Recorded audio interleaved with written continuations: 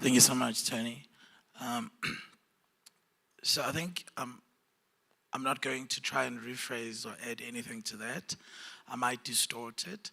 But I think the one part I just want to amplify is that for our theme, we've chosen Ubuntu because this pieces summit is actually happening in South Africa. And that's a massive ethos of how we navigate reality, or how we should navigate reality as Africans, which has over the time, over the years, been distorted from the legacy of where we come from, and we now need to revisit the true version of the concept of Ubuntu, which essentially is reaffirming your own humanness by recognizing that in others. And that's the starting point. But embedded in that entire concept of Ubuntu is also the entire idea of Africanism. And I think we have been manipulated for a very long time through colonialism, through apartheid, South Africa, that we actually have forgotten that we too have our own ideology that helps us navigate reality, that helps us navigate what is happening on the ground, what is happening in our community, what is happening in our family. Right? And embedded in that African scholarship and that Africanism is really the concept of feminine divinity, the queendom in all of us. And the African family unit has always been structured around a nucleus of a mother and a son. So this thing of a father is the head of the family is foreign to us. And if it's foreign to us, what then does it translate to that is foreign to us? Because at the nucleus of an African family, if it's the mother and the son, what that did from a very early age is that it positioned a son to always look up to the queendom and the feminine divinity that is within his mother, and by extension, recognize that in other women around him. So this concept of a man being the head of the family that came with these three ships that landed on our shores in 1652 is meant to really be reinterrogated as we begin to define ourselves and navigate into an African ideology that enables us to define peace in the concept that we understand best, that we can advocate for best.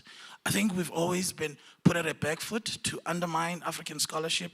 And I think as we mention Ubuntu, let's not do so as a by the way and as a making of noise because it's a popular parlance at a point in time, but really dig deep and understand what it is that we're saying around Ubuntu. Going to the next panel, I'm going to ask Isa to come on stage. She's going to be facilitating this panel. And I'm going to ask Mkebe, Tulo, aware.org CEO to also come on stage. Come, Isa. Come. She'll do a better introduction of everyone. Dr. Sunshine Miende to come up on stage, and Keti Wenene to also come up on stage from Psycho.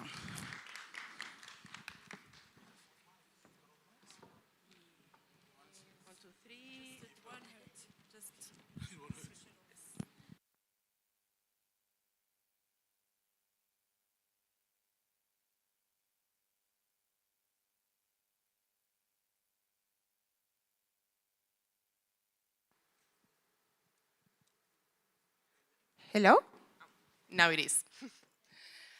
So thank you all. I think that by now everyone knows me because I've heard my name in all these speeches.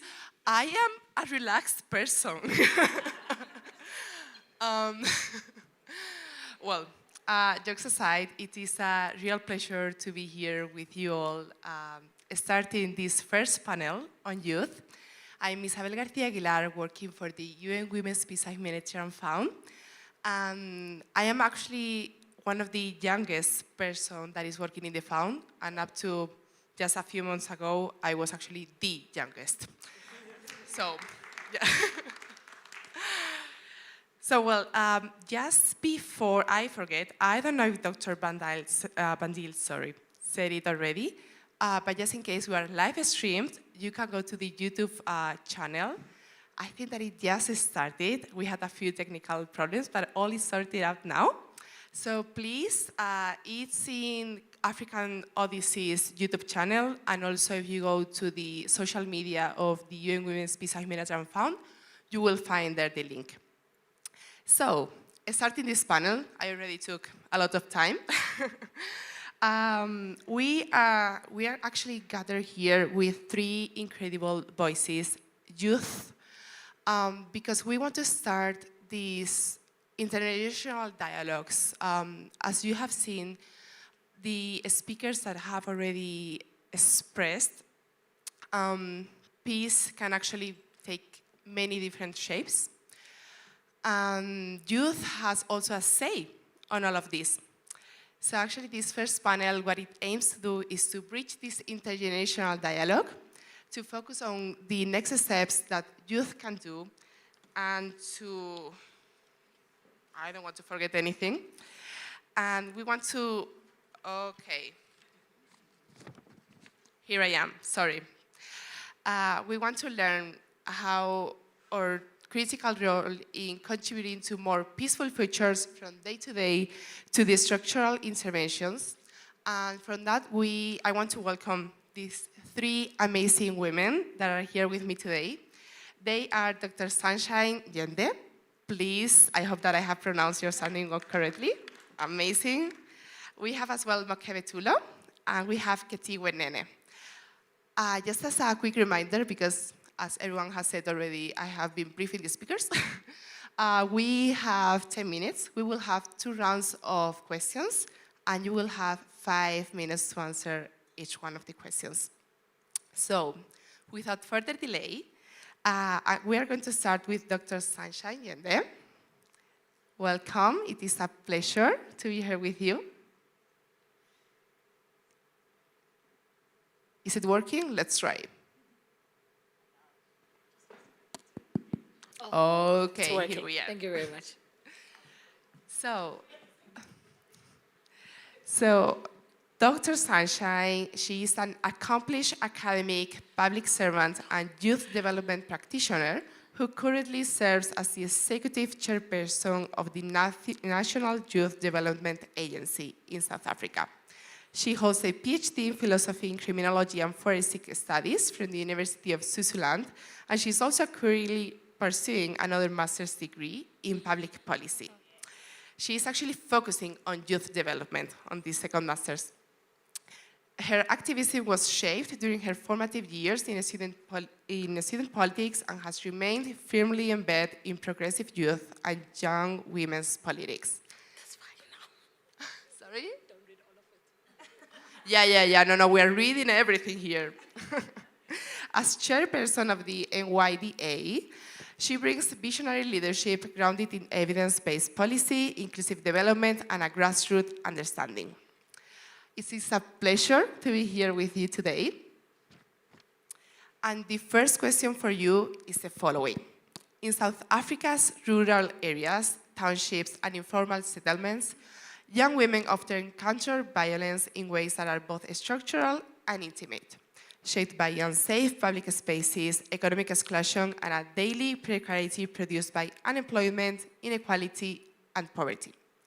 Within this reality, how should we understand the tension between peace and violence through the lens of Ubuntu, especially for young people who are so often the face of socioeconomic marginalization? And what would a meaningful lived experience of peace, rooted in the principles of Ubuntu and collective care as well, look like for them beyond the mere absence of physical harm? Over to you. Thank you. Thank you very much. I would like to stand on the protocol that has already been established. I would like to do specific greetings to Dr. Bandile. This is a person that I've known for over 10 years, I think. I remember back in the days when we were in the SRC, I think I was the deputy president in the SRC, and he came to facilitate our session. He was very robust and very out there to say we need to do more as leadership, because sometimes we take certain things for granted.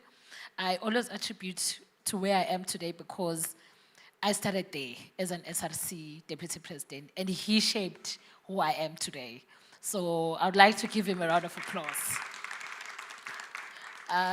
When he walks out that door, he's going to go around saying, I produced the chairperson of the NYD. I know him. Thank you very much for the opportunity. So I would like us to, first of all, define what violence is. I think that's a context that maybe we need to maybe begin with. All of us were given a script, but maybe somewhere, I went out of the script. So we must be able to put peace and violence into context. For me, I think it's important for us to define what violence in the South African context means and what it looks like. So it is true that the world that we're existing in currently there's a lot of conflict and there are a lot of violence that we have seen. In a global space, even in our own country, we have seen that. And we've seen a high level of militarization. I think even during our Fees Must Fall days, there was a lot of militarization around our protest and how we wanted to bring certain views across to government. And it has also given certain contest or rise in some countries like Sudan, where we've seen women and children being violated. And what does it mean for us as young people? So firstly, I would define violence from there's symbolic violence and there's structural violence. So the symbolic violence is embedded, it's something that is normalized. It's a subtle thing that sometimes young women don't necessarily understand that there's this form of violence that they're being put across. So this exists in our schools, it exists in churches, and exists in different spaces. But also there is structural violence. So structural violence, it's embedded in our economic systems, in our social and political systems. And this particular type of violence, and then it excludes people. It ensures that there's a certain systems that stay in place so that certain people are always excluded.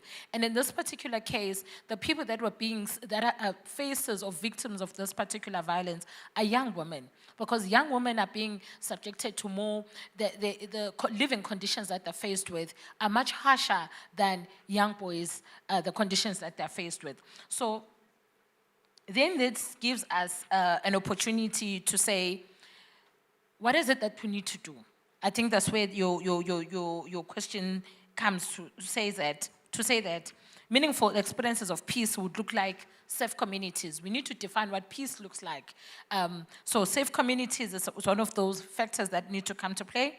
Access to opportunities and recognition of young people or young women's voices, and the restoration of communal care. And Ubuntu that is lived and not symbolic. Ubuntu shouldn't be something that we just speak about. It must be evident in the day-to-day experiences of young women, particularly young women from rural communities and township, even informal settlements. They must be able to experience what peace should look like. So I think that's what we need to do.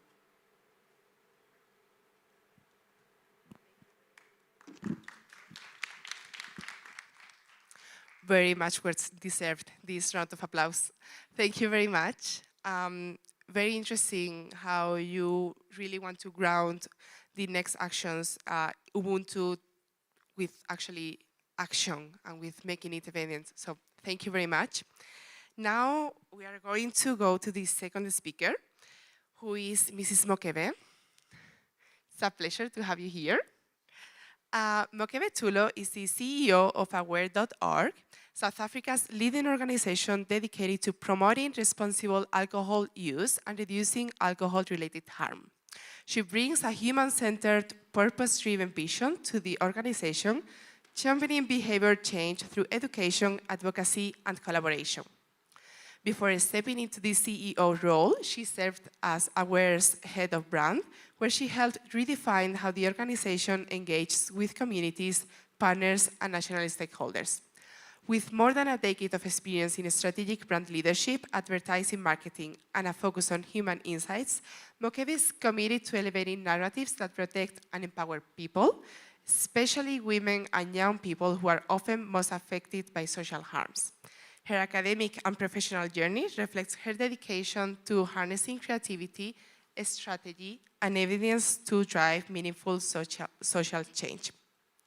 Mokebe is recognized for her forward-thinking approach, her belief in the power of innovation, collective action, and her commitment to building safer, more resilient communities. She is passionate about creating platforms that amplify the human experience to improve the quality of human life, strengthen partnerships across sectors and generations, and inspire a South Africa where dignity, safety, and opportunity are accessible to all. It is a pleasure to be here with you today as well. And the first question for you today will be the following. What does peace look like for young people when defined through their lived experience of safety, dignity, and belonging? And how could it be sustainable? Over to you. Thank you, Isabel. Good afternoon, everyone. It's so wonderful to be in this room, an absolute honor, and all protocols observed. Thank you for the opportunity to be here in this room full of beautiful women and the odd gentleman. I think, we've heard so many wonderful insights this morning already in the dialogues that have been had, and I think it answers a lot to the question that you are asking. I think what we can safely say is that this issue is so nuanced, and specifically when we're speaking about the geography of South Africa as a landscape and what an onion of a place this is in terms of looking at where we come from, where we are today. But when we have to answer the questions such as what does peace look like for young people today, it means that we have to find a lens where we can see and locate young people where they are, not where we think they are, not where they used to be, and not just where we come from. And of course, all these things have to be put into the bowl to understand our young people. So I think that, as was said earlier, that what peace looks like, and interestingly, you looked up the opposite of the word peace, the antithesis. And I think you need to understand what first the lack of peace looks like to understand the meaning of peace. And I think that is the reality for young people in South Africa. When it becomes a norm for you not to understand what peace is, your behavior then starts to also resemble the lack of peace. And you start to propagate that same behavior, the continuation of that. But fundamentally, peace begins with safety. Just ordinary safety, people being able to walk down the street and understanding that they are safe within their communities. Peace begins with dignity. Dignity is anything from having sanitation, from having a home to go to, somewhere to sleep, having a job that you can earn money and make money for your family and for your needs, to supply for your own needs, even as a young person that may not even have that much responsibility. But young people are concerned with the safety and existence of their own families. And young people understand that, in countries such as South Africa, and I think often we do ourselves a big disservice when we talk about our country and we focus on the negatives of the country in terms of the international landscape. But these are issues that face us on an everyday level, and we cannot ignore them. And so for a young person that is experiencing the lack of peace or the lack of harmony, and somebody that is hypervigilant and doesn't even know that they're hypervigilant, and their heart is beating faster than it should, existence becomes that much more difficult. Whether we're talking about somebody that is living in a rural area, whether we're talking about somebody that is living in a peri-urban area, or somebody that is more fortunate, the reality is that for young people, peace looks like a place where I can feel like I have the authority over my own body and can make my decisions, and I am generally in a place where I'm wished well and I am empowered to make good decisions that will land me in the right place. And I think in a conversation that we had, it's about putting young people in a position where they are able to make good decisions, no matter where they are, no matter who's around them, whether they are adults around them, whether they are caregivers, teachers, their parents around them. They are in a position to be introspective enough and thoughtful enough to be able to make good decisions. And what does that look like on a sustainable basis? The only way that this can work is through a world where we live with collaboration. And I think collaboration is a word that we often toss around willy-nilly without even understanding what that means. And what it means is an all-of-society approach. It means that it is all our job to keep ourselves and everyone around us safe. It means that if I take responsibility for my actions and I'm not complicit, as Neville mentioned earlier, in any action, whether it affects me directly, indirectly, or otherwise, where I have a position of power and I'm able to take a stand and make a difference, it is my responsibility to do so and to not be complicit. And that is how it becomes sustainable. If you want to see it as this piece of imagery, it's almost like, you know, those images, those cut-out images of children holding hands with different colors. But it's a whole country of people holding hands. And when there's more and more people behind it, and even when we look at the news and listen to the news stories and we feel a little bit flattened by all the world is throwing at us, we've got our circle of control, and where we are able to make a difference, it is our responsibility to do so. And then the chain continues, and that is what sustainability looks like. Thank you.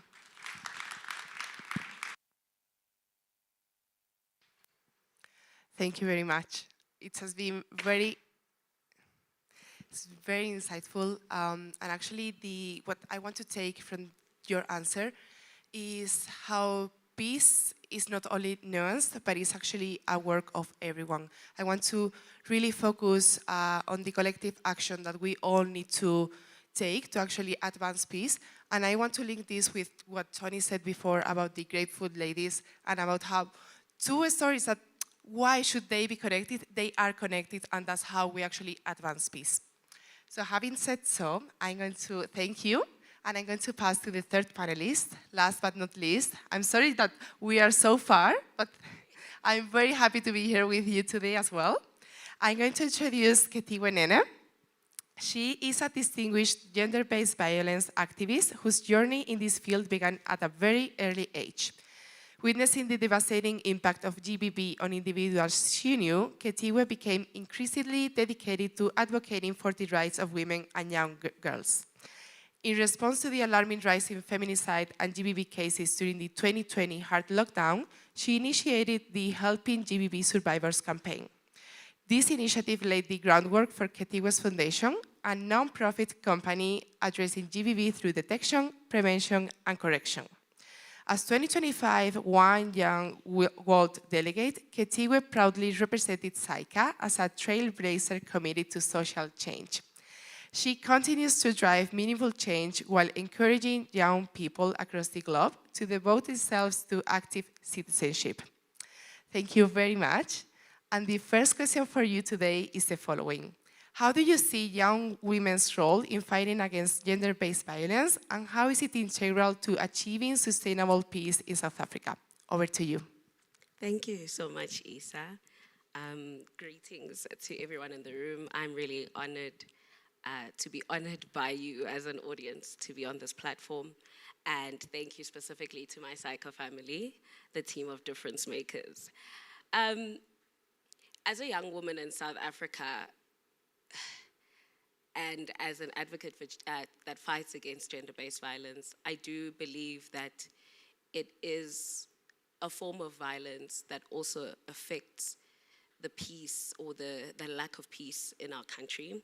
Gender-based violence is both a symptom and a driver of instability. And in the lens that I look at it and the work that I do, I see the instability in a home. And why is that home so important? Is because what we call society is a product of the home ultimately, because society is an equation of different communities which are made up of different families, which are products of individuals.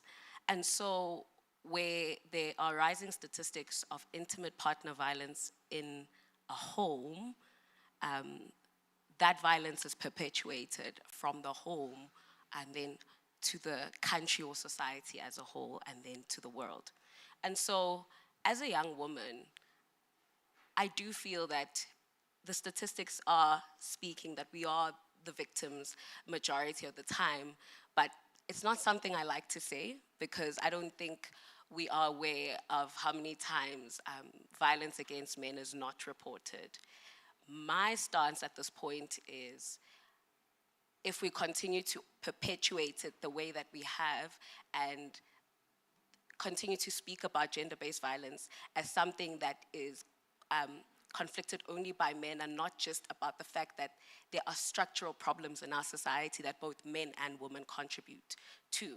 And then we will have a narrative that becomes anti-men, whereas we need men to collaborate together with us in solving the problem. Where we continue to see societies where marginalized groups are discriminated, this perpetuates a cycle of inequality and injustice. And for me, the biggest issue is it erodes trust. I know we speak about things like Ubuntu, trust, fear, as words that just sounds like feelings, whereas they are actually the basis and the fabric of the country that we live in to feel safe, not just physically, but the state of mind too, right? And so when we when we continue to perpetuate gender-based violence or not fight against it, then we erode that trust, which then affects every single thing that we do with regards to our fight and our initiatives towards creating a sustainable and also inclusive community. And so how do we fight these problems as young people rather than young women is looking at the grassroots and the causes of the problems. I love that you mentioned the issue of a fatherless nation. There's also the patriarchal norms we speak about. We also speak about economic vulnerability, and these are things that we as young people all face. Globally, research proves that in countries where gender equality is prioritized, they become more resilient economies. And I think for me, that's where we miss it, that gender-based violence has a direct impact on the economic stability of the countries that we want to thrive in, to then continue to foster other initiatives that drive peace. So what am I really saying? That gender-based violence and fighting against it helps us produce peace that starts from the ground up, because it starts in the home, and it is not just something we speak about as a social inequity or an issue, but really a strategic driver of peace and should form part of the core mandate of peace and driving it as young people.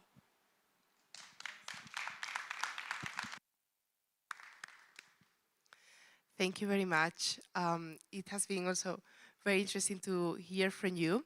I want to actually highlight how you put peace linked to things that maybe we don't think about at first glance, but actually we see that everything is connected. So thank you very much. We are going to start the second round of questions, and we are going back to Dr. Sunshine. Hello again. Your second question is the following. As both an activist and the chairperson of the NYDA, you occupy a unique space at the intersection of policy influence and grassroots engagement. Could you reflect on the concrete interventions, advocacy efforts, and institutional shifts you are driving to confront these intersecting forms of violence facing young women, and how these efforts contribute not only to sustainable peace, but also to building viable pathways for livelihoods, dignity, and long-term economic participation? Over to you. Thank you very much. I think I want to touch on some of the issues that you have highlighted on gender-based violence before I respond on what we're doing as the NYDA. So when I was doing my master's study, because my main focus was on violence, but in schools. So one of the things that my participants were highlighting, because my study was in KZN, Kwamashu, I'm not sure if people are familiar with that. They indicated that some of the acts of violence that they present at school, something that they learn in their communities. So schools are a reflection, are a microcosm of the society. So violence is something that you learn, but it's also something that you can unlearn. So issues of gender-based violence, that it's a multiple, there are many causal factors to it. But I think the first thing, it's us unlearning the violent behavior. And it starts with, I always say to young women, if a man raises their voice on you, you should walk away. Because that's the first sign. You can't raise your voice on another person. So we need to also learn that, or men must also be taught that being violent or raising your voice is not a form of love. So, and it stems from a lot of things, but I think it's also important that in our respective communities and families, because the family is the first unit that must teach our kids when we're talking to them, don't shout. Because when they grow up to be adults, they think that that is an acceptable behavior. So to answer your question on what is it that we're doing as an agency, I think myself, I'm also an activist, more than being a chairperson, I'm a gender activist, and I'm looking forward to working with maybe some of the young women in the room, because one of my legacy projects is going to be touching on issues of gender-based violence. But the element that we're bringing forth is the economic empowerment. Because majority of young women, they stay in abusive relationships because they're financially dependent on their partners. Those are lived realities as a young woman. If you're a young woman, you are receiving a social development grant, and there's no other form of income outside of that. So even if this person is abusing you, some of them choose to stay because they don't have an option of where they're going to be financially, of where they're going to getting a form of income. So what we want to do as an agency is to identify those young women, be able to give them skills and be able to give them funding to start their own businesses as one of the initiatives that we are going to be undertaking in our 3-year term of office. But also what we have been doing is that we've partnered with Stats SA to understand the demographics or the data around young women, but particularly young women that are marginalized currently that are young women that are excluded. So we are also trying to ensure that we mainstream our programs so that in every government entity or private sector, issues of young women or issues of young women being economically empowered are elevated. We've been having engagements with different banks, Standard Banks, ABSA, and all of them are saying that there's something that they're doing for young women in rural areas, but the impact is not being felt. We're not feeling the impact on the ground. So we want to mainstream all the efforts that every other person is doing. We're also working with Brand SA to try to elevate and support some of the businesses that young women are doing. But we're also depending our local presence through catalytic partnerships. We're working with different TVET councils to look at issues of skills development, because young women must be skilled in order for them to be able to tackle some of the challenges that they're faced with. In terms of institutional accessibility and solidarity, we're also ensuring that we're expanding our offices. I'm not sure if I can ask anyone in the room if they've been to NYDA offices or if they know of the NYDA. Does anyone know the NYDA? You guys do. Have you been to the offices? No. Has anyone ever received funding from the NYDA? No, not even one. Has anyone tried? I don't want to ask the next question. Did you receive the funding? No. Oh, it was before me. Thank you very much. Thank you very much. It was before me. So those are some of the things that we're trying to do as this newly appointed board to redefine or reform some of our funding opportunities, but focusing mainly on young women. We want to see young women getting our funding and being able to provide and being linked to the market, but also we're trying to do training on market intelligence. Not all of us need to do what she's doing. All of us are different, but then how do we support each other? I think those are some of the things that we're doing, but also with a clear understanding that women become victims of any form of violence because of the economic empowerment limitations that they currently have. So that's what we are trying to do. And issues of LGBTQIA+, and issues of young women with disability. Those are our main issues that we're trying to elevate as this board. Thank you very much.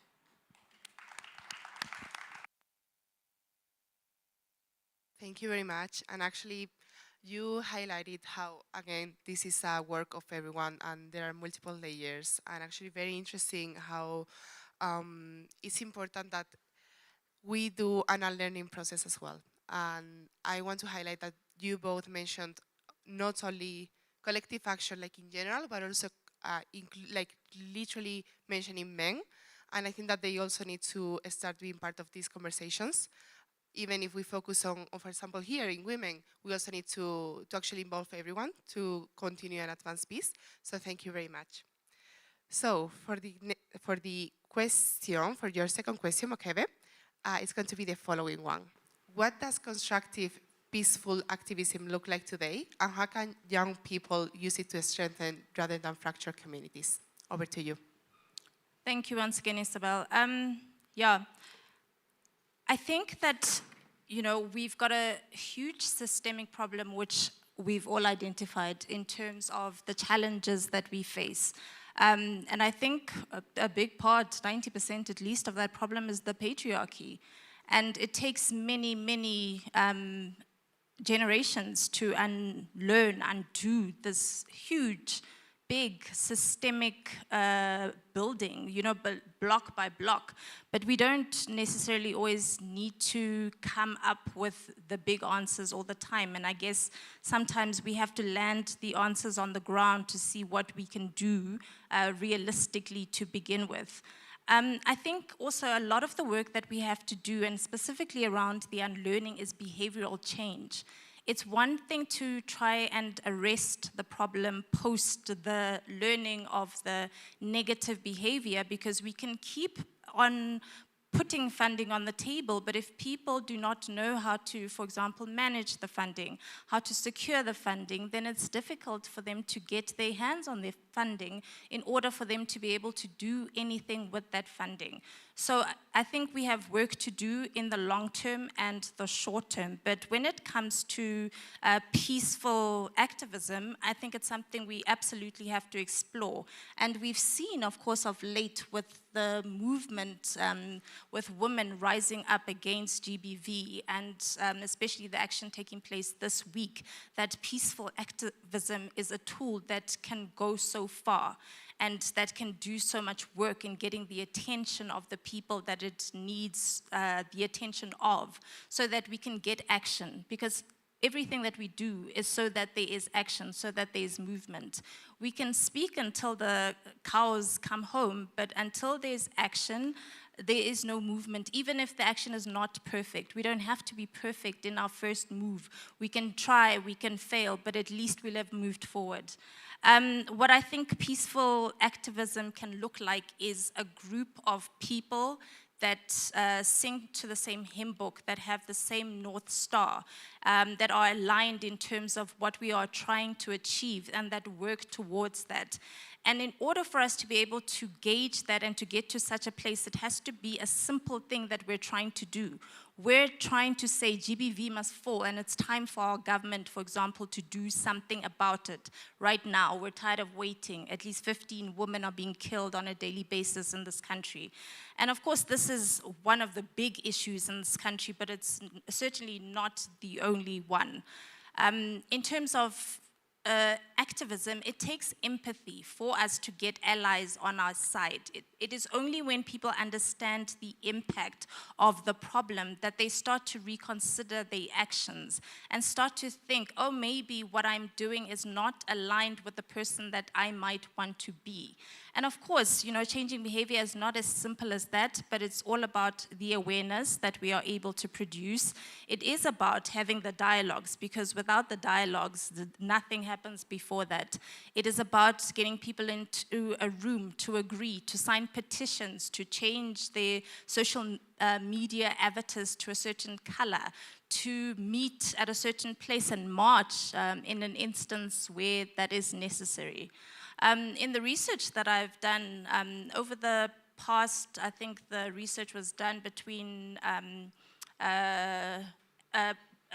action that was done between 2000 and 2016, it turns out that peaceful activism is actually more effective than violent activism, but there's a 3.5% rule to it. At least 3.5% of the population must back you. So that takes a lot of the pre-work in order to get people on the same page. And it's almost like we have to stand together and whisper to each other, be this post box of people that tell each other what is going on, what is important, you need to join the movement. And what it looks like is it can be as simple as us getting behind a specific cause and saying that we believe in it and taking the action behind it, whether we are gathering in a specific place, whether we are signing pieces of paper. But it also is about getting the buy-in of those that are not necessarily yet fighting the cause with us, to get them to listen to us. And it's back to that word, collaboration. It's whether we're talking to the governments of our nations, it's whether we're talking to civil society, but it is about getting different groups of people from different walks of life believing in one simple cause that you are able to communicate and to message and to be strategic about the way that you do it.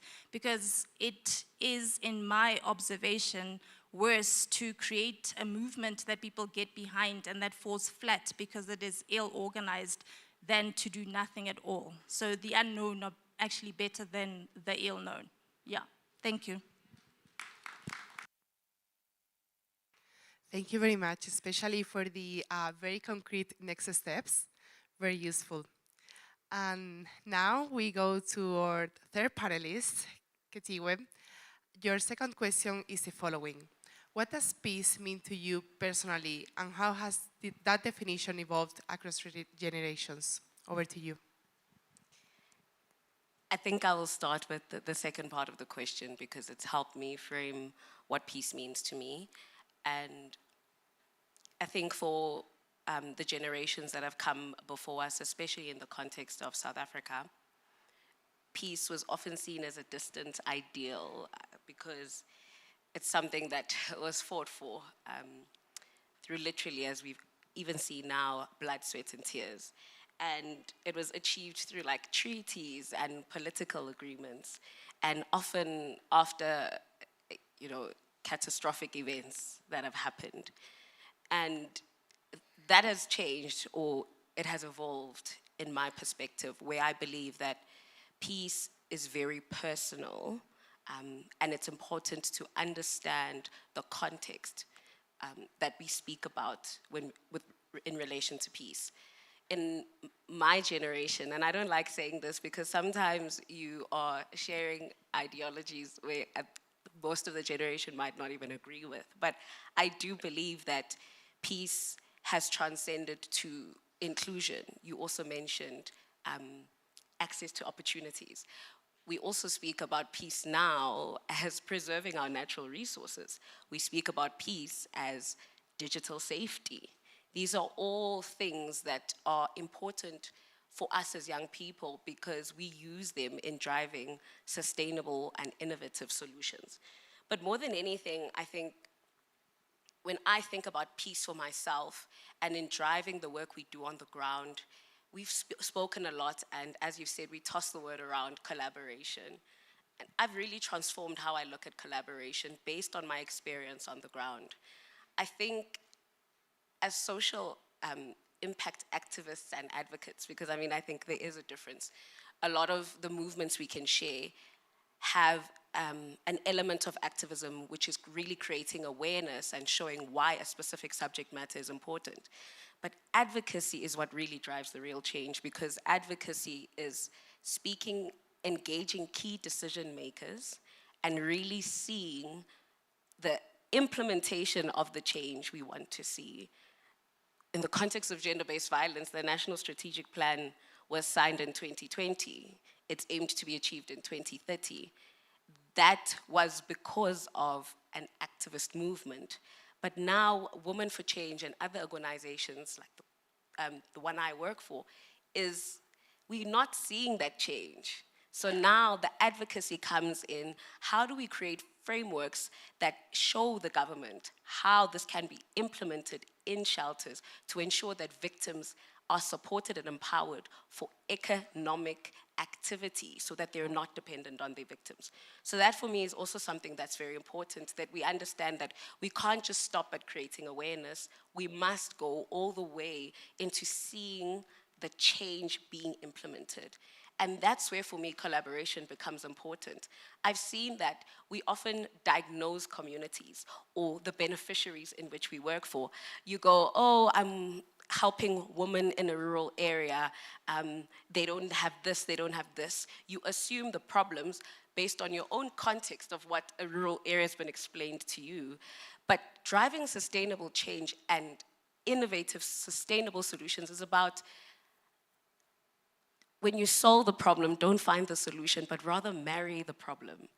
Dig deep enough to understand the lived realities of those peoples and co-create the solution with them. And that's why, for me, you often struggle with funding, because sometimes when you're pitching for funding, you're drafting a proposal that says, these are gonna be my outcomes. And then I get on the ground and the outcome I thought is not what they need on the ground. And so that's why creating solutions with our beneficiaries is important, but it also empowers them, because we also don't want to create a solution where victims are always more receptive to help than assisting us in creating their own solutions, because then when you've left them, they return to the cycle in which you found them in. But if you empower them to co-create the solution, then when you've left, that is being replicated for them to assist other people. And so for me, it's about active citizenship. That is what it is. My mandate is to ensure, as young people, how do we involve ourselves so much in all the social issues, the political dynamics that we find ourselves in, that you choose a cause, you stand for it truthfully, so that you drive inclusive governments and social change.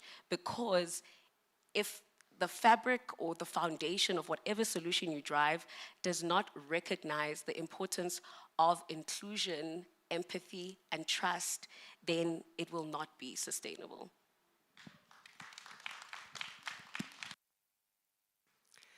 Thank you very much. I want to highlight actually what you have said of creating projects by listening to the beneficiaries or the people that are actually going to be working on that project. That is something that Develop HF actually really tries to do as well. And I think that is very important, because as you said, we can think of something being important and then you arrive there and actually, well, there are other needs. And that's why we actually really like to put them, our partners here, and that so that they can actually raise their voices. And I think that that is very important. So thank you very much. And with that, the panel itself has just finished with the questions, but I think that we have some time for questions from the ground. Amazing. So please, if anyone has any questions, if you want to maybe raise your hand.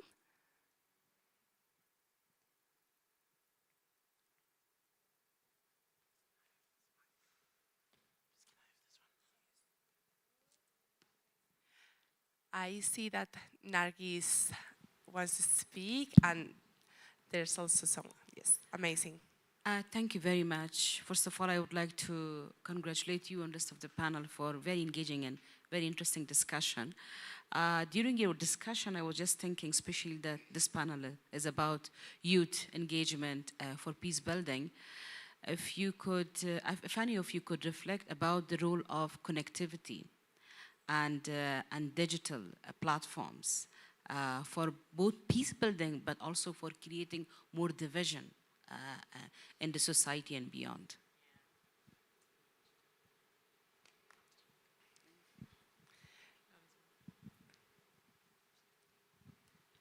Yeah, let's take both questions and then, yeah, we can reply. Thank you. Cool. Thank you so much. Good afternoon, ladies and gentlemen. My name is Masaroto Shai. My questions are going to go both to Dr. Sunshine and Ms. Ketty Winene. I'm going to start with Dr. Sunshine. So given that there's been an illusion, obviously, through the indication in the room that the previous strategies employed by NYDA have not been as effective in reaching the grassroots beneficiaries that need to get the funding. In your discussions thus far, obviously your tenure is very new, but in your discussions, what have been the alternative solutions that you dedicated to employing to seeing an ultimate difference, because it's good for us to keep perpetuating and speaking about the same problems that we encounter, but not give alternative solutions. Digitization is something that obviously is going to be a key driver because your beneficiaries are found on the gadgets that they carry. So what does that look like? What does your digitization strategy look like, that you reach the grassroots beneficiaries, those that are outside the urban areas like Johannesburg and Western Cape that are privy to getting this information? What does a child that is sitting in Tunu or a child that's sitting in Toyando, Limpopo, reach the NYDA, because they are a co-beneficiary of that? To Ms. Kitty and I don't know, Ms. Kitty as well, you can have an input on it as well. The effects of violence have a barrier on psychological safety. And I'm a firm believer of South Africans still bearing the brunt of psychological safety. You all indicated across that the social ills that we face are as a result of a perceived peace that we live in, and that's how I'd like to term it. We live in perceived peace. For as long as a woman is dying in South Africa, for every day 15 women are dying, we are not safe. And unfortunately, our counterparts and our allies are not safe either, because we are not getting the best of us as women in this country, because we don't have psychological safety to be effective contributors to the economy. So what does that look like for ourselves as women as we discuss these devastating impact of peace not being a reality in our lives? How do we concurrently look at economic growth for women while albeit dealing with the matter that we don't have citizens that are ready psychologically or have the psychological safety to be the best candidate to be economic contributors? Thank you. Thank you very much. If you don't mind, I think that One more, thank you. Yeah, good afternoon. My name is Gina Din from Nairobi, Kenya. I have a question though.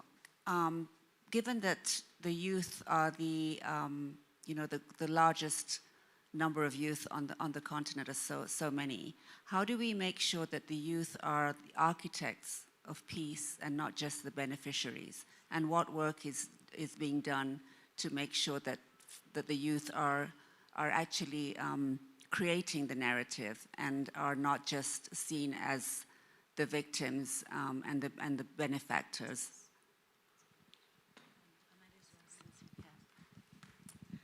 I'm hijacking the mic. I'm the last one. actually, but let's have a second round of questions because we already have 3, and then we can have another round if that works for you. Thank you very much. So let's start with the question from Nargis, focused on connectivity and digitalization. And maybe if you can, all of you, just have a quick thought on it. Thank you.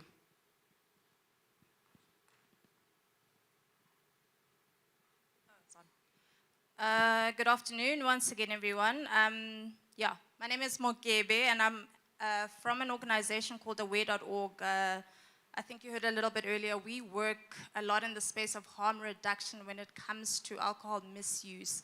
So when it comes to youth, as in under 18s, it's a complete zero tolerance to young people having access to alcohol and to protecting them to the ills of the misuse related to alcohol.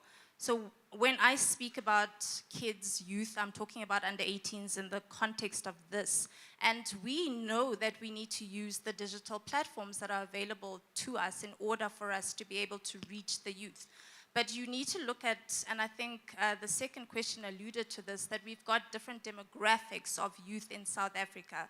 We've got young people with a great deal of access to any amount of data or any amount of connectivity in order to have access to the things that they need to. Then you've got youth that don't have access to these things. So how we use digital platforms is that in order for us to connect with them, whether it be education programs, whether it be awareness programs, because when we speak to under 18s, we're not speaking to them about alcohol specifically. That's not the subject matter. The subject matter is empowerment. The subject matter is based on research. What are the drivers of this kind of behavior? Things like peer pressure, things like family role modeling, and things that affect them from a community point of view.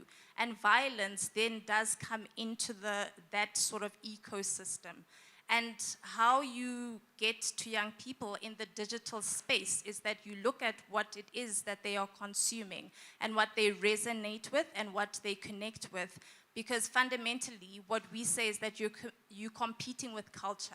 You're competing for their airtime, for their data, for their brain space. So whatever kind of content that you put out there must be something that they would like to actually consume. So in the spirit of co-creation, we speak to our young people and we do research with them. So one of the ways in which we connect with them is a game on Roblox, a platform called Roblox that we've just released. And that game speaks to all the touch points around being a maker of tomorrow, for example, and all of those touch points. So it doesn't necessarily speak directly to a single specific ill, but it helps young people become more holistic in terms of the young people they are. And one of the other benefits is that it opens up spaces for those intergenerational conversations so that when they're sitting on their sofa with their parents, they can have the conversation. Oh, has your friend ever tried to bully you? Have you ever been in an uncomfortable situation in the classroom? Does your teacher treat you well? Have you ever considered taking a drink? Because those intergenerational conversations are so important and are so lacking. And we then also look into the space of who we can partner with in these spaces. And from a South African context, partnering with a platform such as SABC One on a TV show called Scheme Sum, which is one of the coolest TV shows according to young people, and this is the research numbers.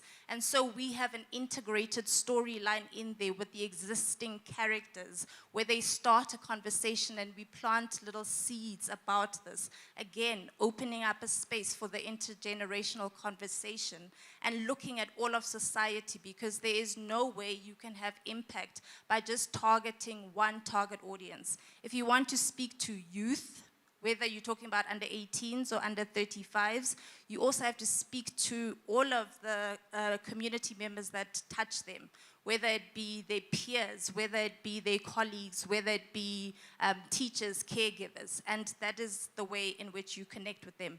In a place where you're not talking at them, but in fact having conversations with them and also allowing them to be content creators of the content that they want to consume and see.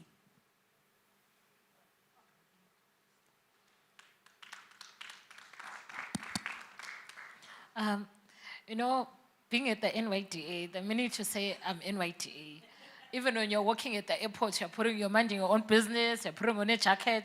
Someone's like, I applied for funding years ago. I'm like, okay, I just arrived. But thank you very much for that question. I think one of the things that when we got into office, we did our first ever outreach program, or the young people that we interacted with were in Limpopo, Itohando. That's where we started. We then went to Nkandla.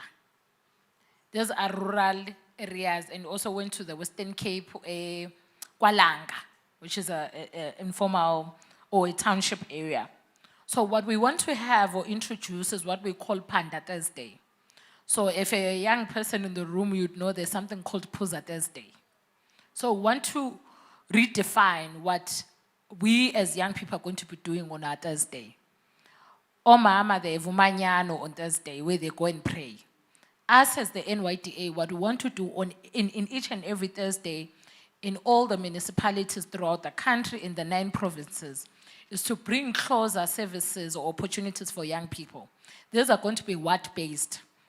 So if you're from rural areas, you would know that there's a mobile clinic that comes every Tuesday. So if the previous Tuesday you never got your medication, you know that the following Tuesday the clinic is going to come. So this time around is the NYDA and all opportunities that relate to young people that are going to be available every Thursday. And we're calling this campaign Panda Thursday. But we're not only doing it ourselves as the agency, we're doing it with Department of Labor, we're doing it with small business and all other funding opportunities or job opportunities that are there for young people to address those issues that you're raising, that there's a young person or in deep rural areas that doesn't know the NYDA, that doesn't know any funding opportunities that are there.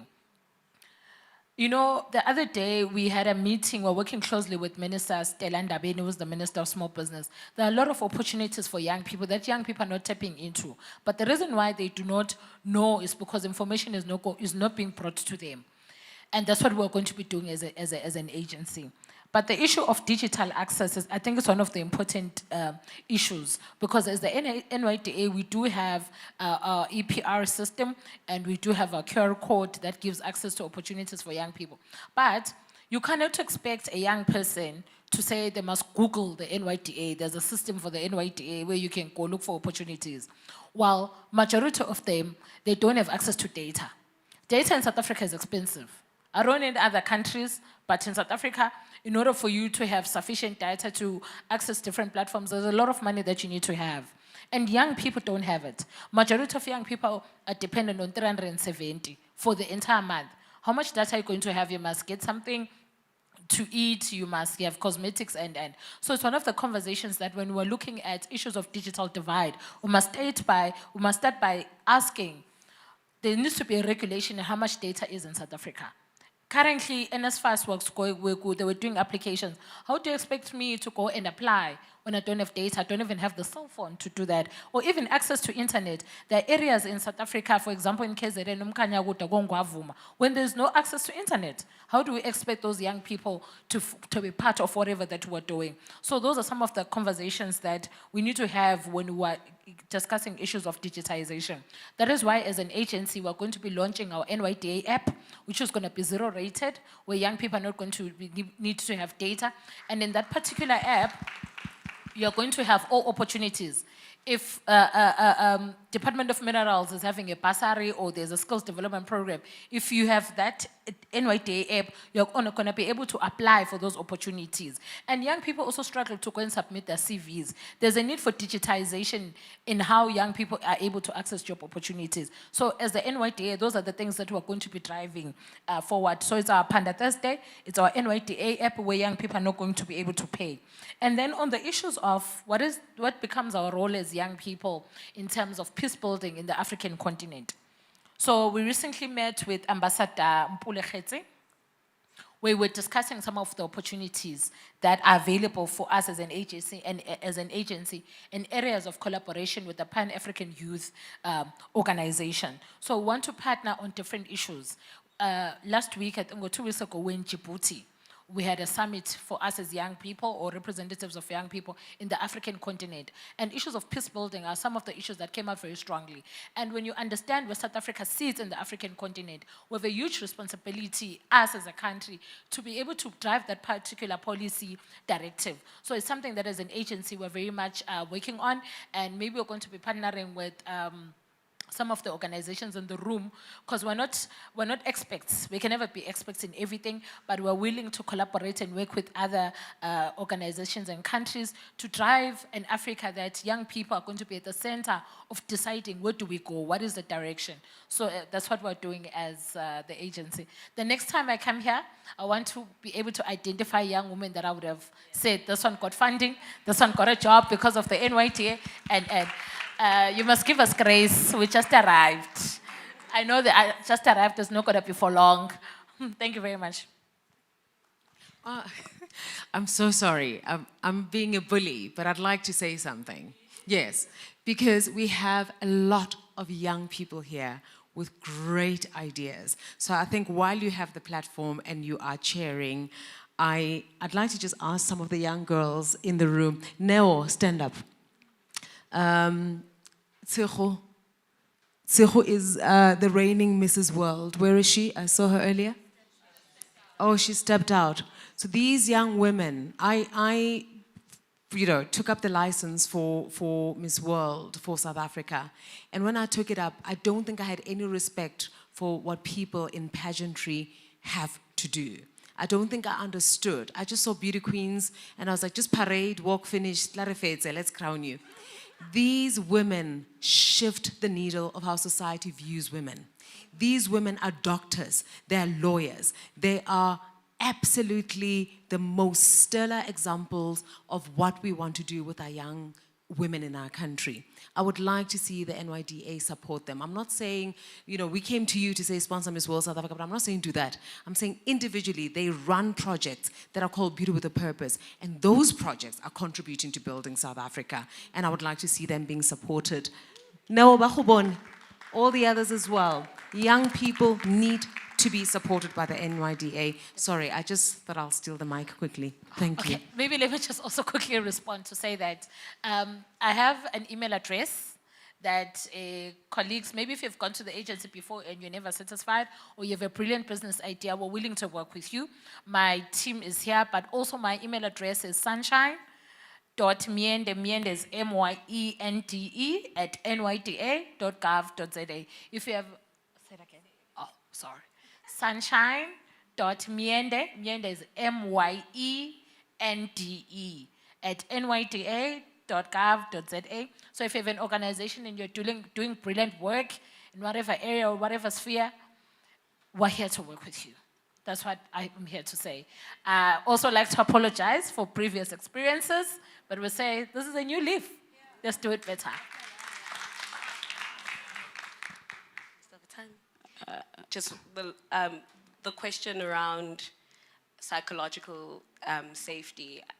I think it's a hard question, I will say, because I found that we negate the importance and the significance of healing as we expect people to then show up as now the beneficiaries of funding and empowerment projects. I think a lot of the time when someone has experienced such trauma and you arrive in wanting to assist them, you cannot be thinking that assisting them will be a quick solution and a quick turnaround time, because you negate the importance of healing in that space. And I think that's why psychological safety becomes a thing, and why mental health is something young people really advocate for. And it's automatically rejected and not considered, because when you are applying for something, someone is not seeing your whole story, right? And I think that is why we as women, and even me as a young person and as a young professional, you show up looking good, like you've got it all put together, because unfortunately, where we find ourselves even having to perform all the time rather than really taking care of ourselves and our well-being. But at the same time, as young people, we cannot also use it as sometimes as an excuse. We have the responsibility to know that I can be going through a loss. I know when I was going through a loss of my grandmother, when you're going through a loss, but I still have committed to a program where I said to them, I will deliver. And I think that is the point where we may sometimes miss it as young people. So for me, I will say that I encourage funders and organizations that want to partner to also just recognize that psychological safety is also just a journey, but it's something that we need to be cognizant and mindful of. And where people are psychologically safe, excellence is guaranteed. Yeah.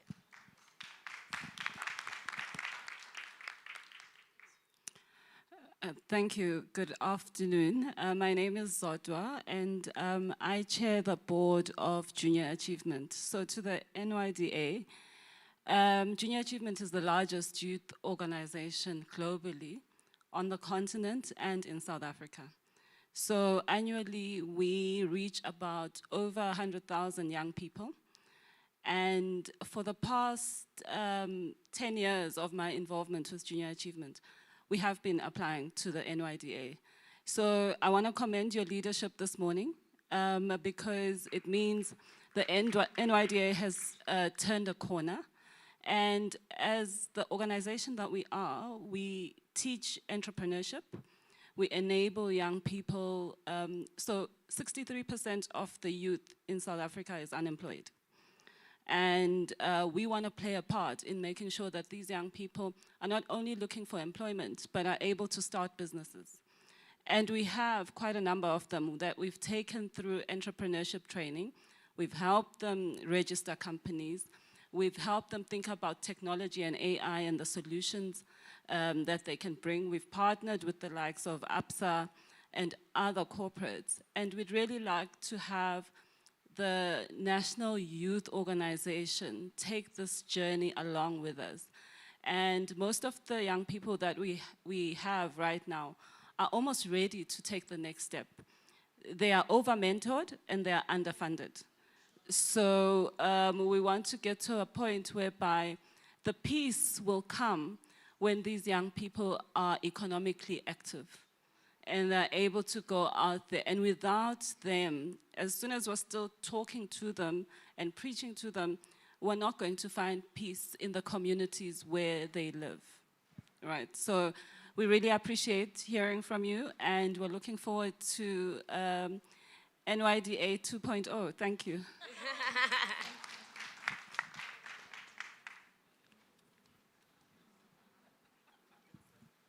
I just want, before we go to the following question, there's one that actually hasn't been addressed before. I just want to get it back, which is how we make sure youth is actually the architect of peace. Okay, sorry, then in that case, I missed that part. We can go back to the questions, please. Thank you very much. Okay, thank you, Chair. Thank you, Carol Bauer, for this opportunity. And thank you for the work you're doing with the United Nations and the agency. And I'm also just excited to be around young women, so we're not talking as the elders on our own. My question is also for Dr. Sunshine, but I'm not coming for you. I'd like to collaborate with you. I have also designed a learner management tool for students in basic education as well as higher education, TVET colleges. I'm from the Eastern Cape and I live in Umtata, although I'm Joburg based. And a couple of weeks ago, a learner killed herself at the Walter Sisulu University after she was raped and cops did not support her and the perpetrator was out on the loose. And it was sad to follow the chat or the thread on Facebook. Many young women came out saying, "Me too, me too, me too." So we've developed an app that is zero rated, also by ICASA. And we've loaded videos to assist learners with education, or rather their educational journey. We've also got a panic button there. And there's so much that we can do together as the two institutions. I come from a company called Lokshin Wi-Fi, which connects rural communities and townships. And I hope that this is a beginning of a collaboration between us and you. I hear that you also have your own app. So I think we should be looking at how we should integrate our efforts. Thank you.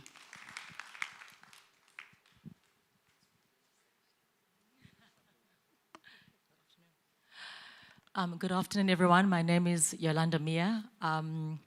I guess I'm an entrepreneur, but I try to build where I operate. So I focus a lot on youth, empowering them, teaching them some of financial skills that I acquired when I was in banking.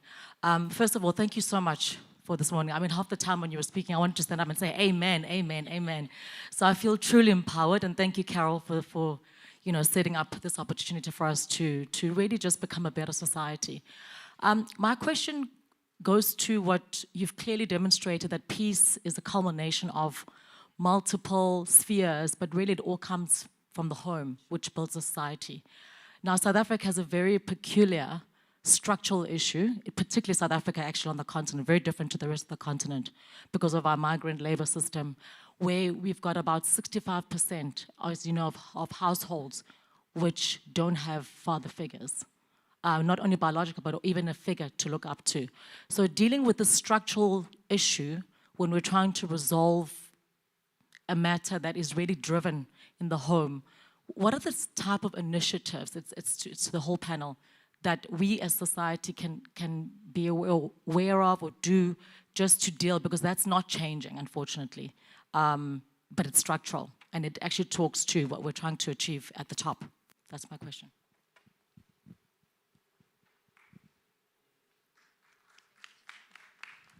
Thank you so much. What a great morning and afternoon. My name is Itumeleng. I lead ESG in the mining sector. And I think something maybe that I feel hasn't come out is the role of corporates as well. Speaking to SDG 16, which speaks about strengthening institutions that promote peace, I think corporates as well really play a great role, because I've seen in our sector what we've done is, because we employ a lot of men, we've done quite a lot of campaigns internally to bring that level of education. But I think don't leave corporates behind. We also have a role to play. And we have the capital, we have the performance advantage. So really putting and holding corporates accountable as well really is key to be able to progress peace. Because, for example, the work we do with police stations in our host communities, you know that the rate of women being comfortable to report crimes is really down. But with the work we've done with police stations has really strengthened that. So corporates really have a great role to play, so don't leave us behind. Should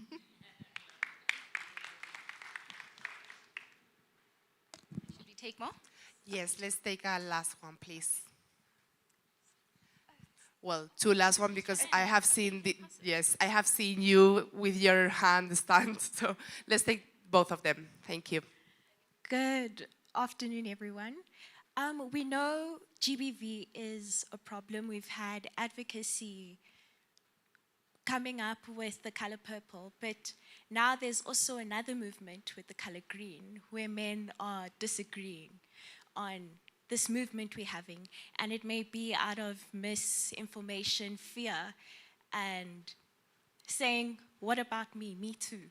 So how do we navigate around that with an outlook on peace? How do we keep that still going forward, but in a peaceful manner where all parties can be seen? Thank you.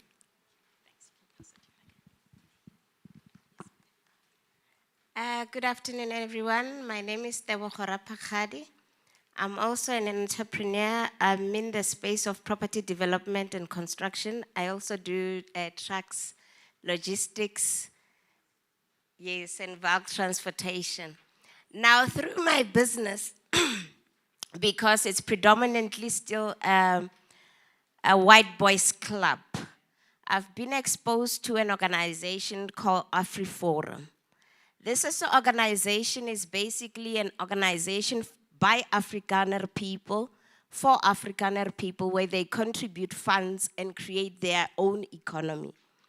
Now, I've founded an organization called The First Step, which is for us by us, and I would like to appeal to people who are older like myself to move forward and join this organization, because proudly we've managed to raise funds, and one of our objectives is food security. We want to create an economy where for us, by us, we don't rely on anyone. We are self-sufficient, we are self-funding. So we contribute amounts. We want to achieve food security, education, higher and lower education, hospitals, and things like that. So we want to see a future where we've got farms that are run by Black people, sustained by Black people, and we are the consumers. So we've managed to raise funds and started a farm where you employ Black South Africans who are young. So we need talent in the organization. I'd like to appeal to everyone that we are trying to recruit talent, and we need more ideas, like young people that can come and join us. These are profitable and sustainable businesses which we self-fund. We don't rely on anybody. So we are tired of being economic spectators, so we are taking action. Thank you very much. Thank you very much. Well, coming back, there was a question, well, there are a couple of questions on initiatives society, like what can we do? So yeah, if you can actually just give a general last thought, and let's please keep it brief if we can. Thank you.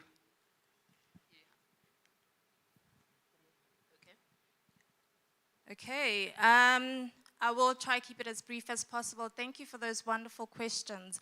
I think, yeah, we do come from a very tough background. 65 to 70% of households do not have a father figure in them. But the reality is that if young people are raised in a safe environment, that doesn't become the defining factor of what or who they become, whether they are male or female. Most studies found, in fact, that young people thrive more in households, single parent households, where the mother is happy and she's safe. So we don't need, for example, to have the sort of two-parent, two-household families as it was once upon a time. What we need is to build safe environments for our young people to grow up and thrive in. And then, of course, there comes the responsibility of other organizations, of NPOs, of NGOs, of the government, in fact, to create safe spaces and programs where young people can grow and thrive. In our organization, one of the ways in which we create these spaces is through recreational programs where young people do things such as gardening, they get to play sport, they get to paint and do artwork and reading clubs, etc., whilst giving them other educational tools. And their coaches then inadvertently also then give them lessons and speak to them and are support mechanisms in terms of how to build up a holistic young person that is not only thriving in the classroom and doing well potentially, but that whose mind space is also moving in the right direction. And if you hear the stories of these coaches where somebody entered the program and was about to drop out of school at the age of 11 and thought it was cool to miss school and classes and to consume alcohol, to where this young person is in fact an advocate for other young people as a 14-year-old, and it is peer-to-peer advocacy, and we promote that, and it is something that can work really well when an infrastructure is built for it, because young people listen to other young people. We just have to work against the risk of, for example, the blind leading the blind. There has to be some sort of structure to it. In terms of the second question, where corporates play a role, absolutely. It is the role of corporates to come into it and play their role to make sure that we live in a thriving country. Because if we don't live in a thriving country, there's no market for any of the corporates that we are speaking about. It doesn't matter which industry we're speaking to, and that is the reality at the end of the day. And just in this room and the number of organizations that have come out in terms of whether you're creating entrepreneurs that come into a space that are ready to work, whether it is the organization, The First Step.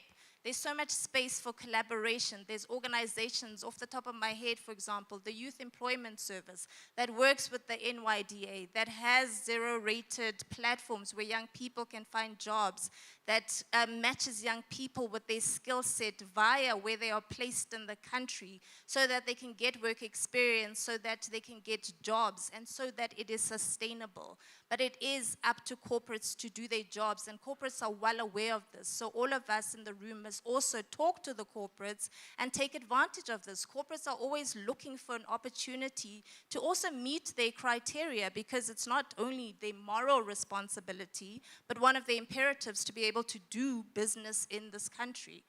Yeah, I'll leave it at that. Thank you.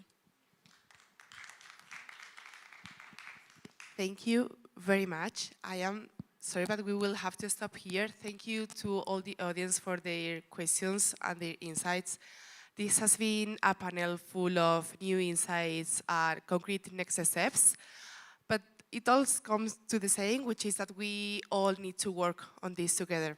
So I just want, if there's something that I want that we all take from today, is this. Peace is collective action, and there are many, many different next steps to do. So thank you all, and I leave it to Dr. Bandile to continue. Thank you very much. Thank you so much. Thank you so much. And actually, sorry, because I said thank you to the audience, but I didn't say thank you again to our panelists. So thank you, the three of you. Thank you so much. Thank you so much, guys, for that conversation. And I think for me, Tony, and the panelists that just came off stage, it's a bit of, it's like an oxymoron how beautiful this conversation is, and amazing the work that you do and the work that they do. But essentially one would hope they didn't have to do it, that you wouldn't have to do it, right? So at the crux of this solution is probably inaction, where it's not necessary. That peace has had to be an active conversation is because somebody is also actively doing something they shouldn't be doing.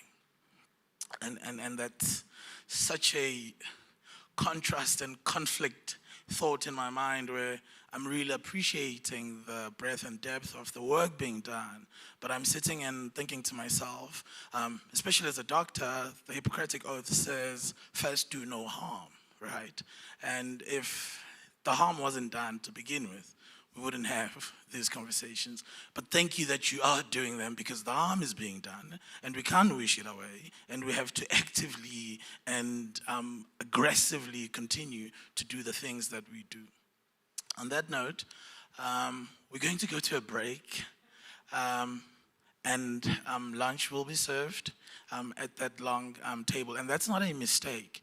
I think one of the things that we wanted to emphasize is the conversation around inclusion and seating at the table is one of those conversation. One, if they don't want you at their table, build your own, and then make sure that you're sitting at it, and you're going to be sitting at a table. The allocation is also an emphasis of freedom. There's no hierarchy. We are all sitting at the table right next to each other. So we're going to go across to have lunch, and then we're going to come back at 2:15 and pick up the next panel for the conversation and then go into a networking session. Please can I ask you to join us for lunch.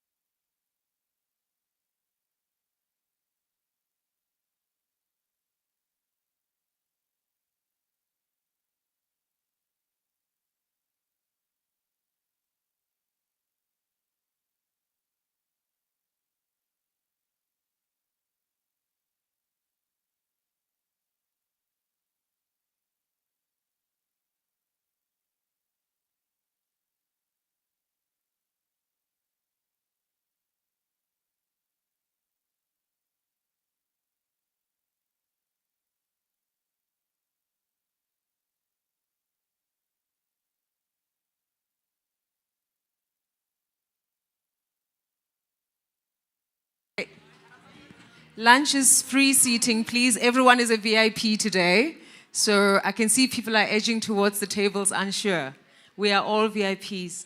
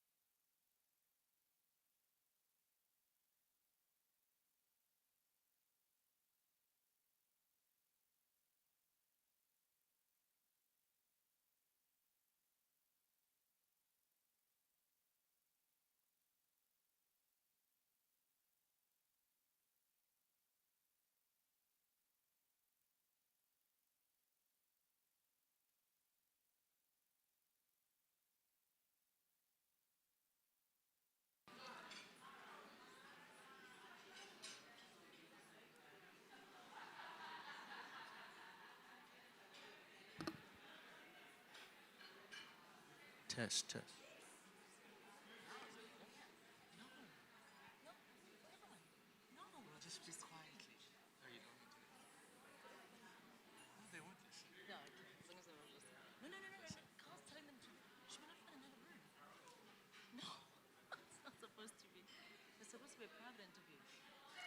No, no, no. Please enjoy your food. Ignore what's going on stage. We're not here. Carl overruled. Totally.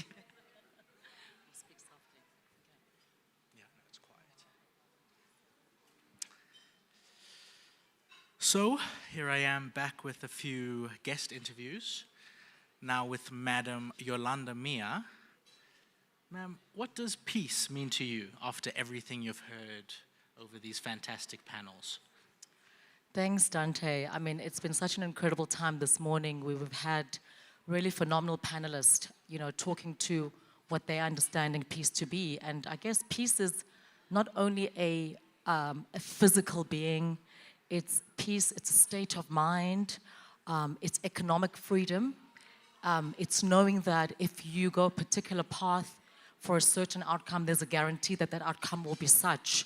And it really just boils down to be influenced by society. And, we heard this morning that society is not just a thing.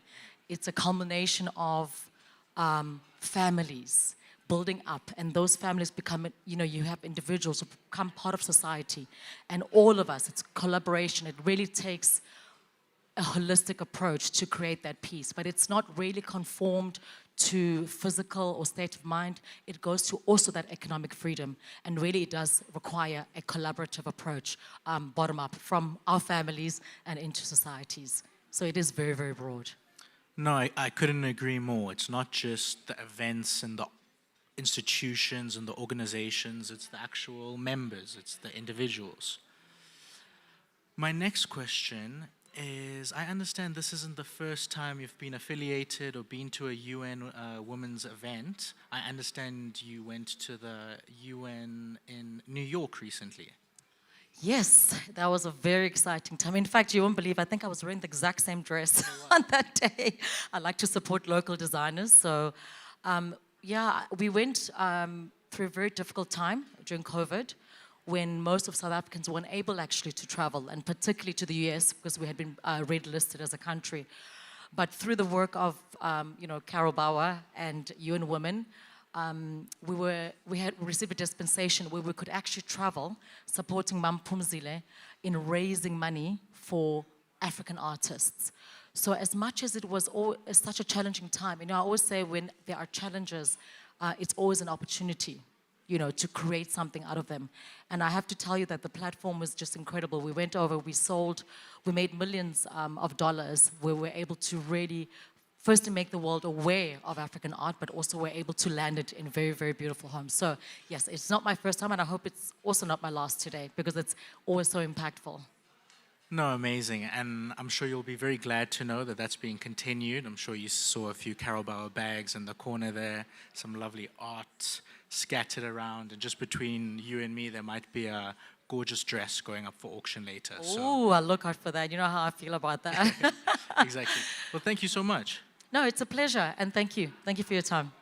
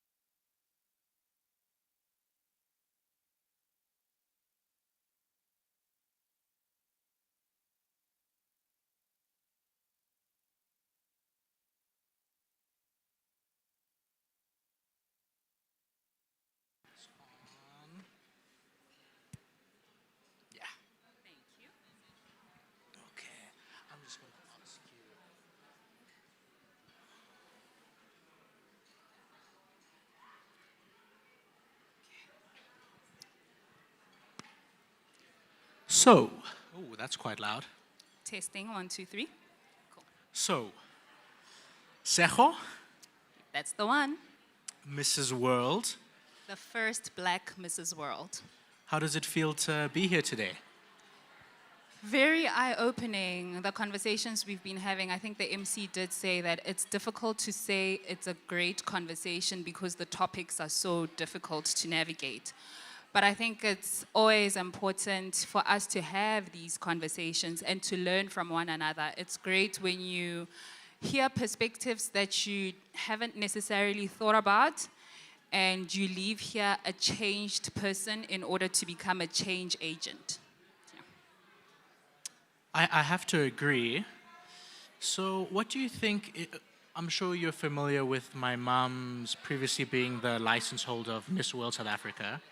What do you think of the role of pageantry, first and foremost, but also individuals in pageantry when it comes to peace building?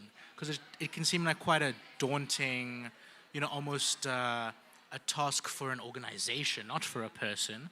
So, how do you go about that? I think the role of pageantry, we have to admit that pageantry gives us a platform.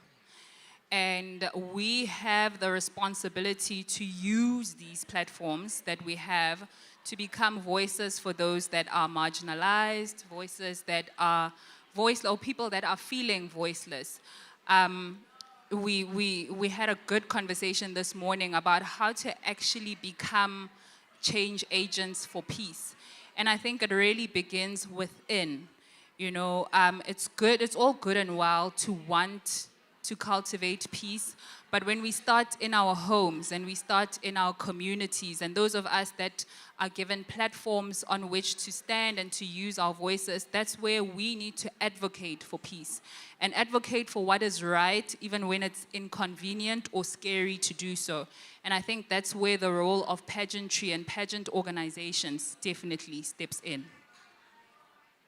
No, I couldn't agree more. So it's about creating change makers.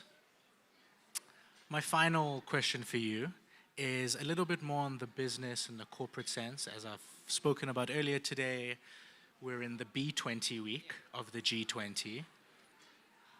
How important is having a thriving pageantry industry, especially in countries where they have a far weaker economy than us, and many women maybe rely on pageantry for their only way to find a platform? Because you spoke about it being a platform, but in many countries like countries that aren't impoverished, there's many platforms they can choose. Isn't it quite amazing that this platform seems to exist in countries with huge economic plight? I think something that we tend to forget is that thriving pageants create jobs. And in a space where we're talking about the B20 and the G20, it's one of the places where we can showcase the role that pageants can play in creating employment, in creating spaces where young people can be creative, in creating spaces where women can feel safe as well. So I definitely think that in a country like South Africa, it's yet another aspect of South Africa that we can use to showcase how great we are of a country. Someone did say this morning that we tell negative stories about ourselves. And pageantry, I think, especially for South Africa, we have been doing so well internationally, in South Africa and internationally. And it's something that we can definitely showcase, use to showcase the greatness that is South Africa, that is South Africa's people, that is South Africa's arts, that is South Africa's tourism, that is South Africa's economy. It's definitely something we can use to boost the economy and to show how great we really are as a nation. So, yeah. Amazing. Thank you so much. I completely agree with that point. Thank you. I think you spoke really well. Just to touch on your final point, I fully agree. I think pride comes in so often, especially with maybe the older generation, that they choose to be quiet and be like, let me not boast. But there is a way, and maybe pageantry is teaching this to young girls, there is a way to celebrate yourself and not be boasting and not be unkind. Well, thank you so much for this interview. Thank you very much.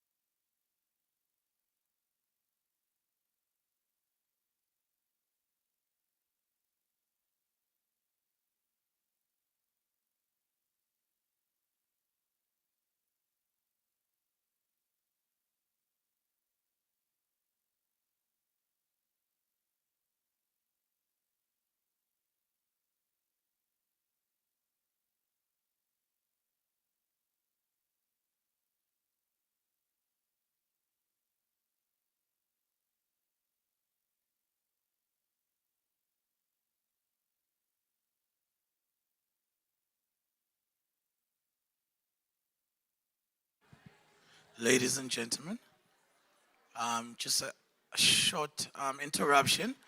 We've decided we're going to go ahead with just the rest of the meal. Um, the dessert is going to come through because it's also going to melt. I was trying to stop the dessert so we can go back to sessions. So we'll do the dessert and then we'll go into the next panel. So if you can indulge me, can we try and be seated in the next 15? I'm hoping that the dessert would have arrived and then we come back to our seats in the next 15, please. Thanks.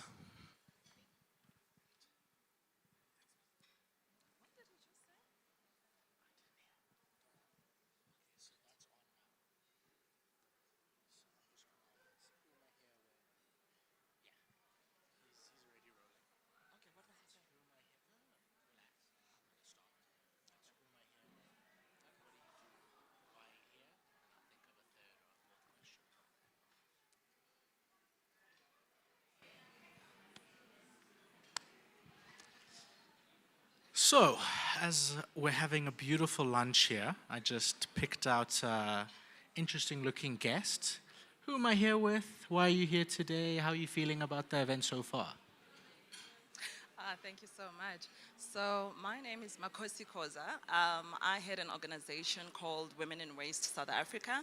So basically what we do is we cultivate the spirit of entrepreneurship amongst young women and young girls, most so in your rural areas, to say you don't only necessarily have to look towards graduating with a certain degree, but you do have the power to start your own business.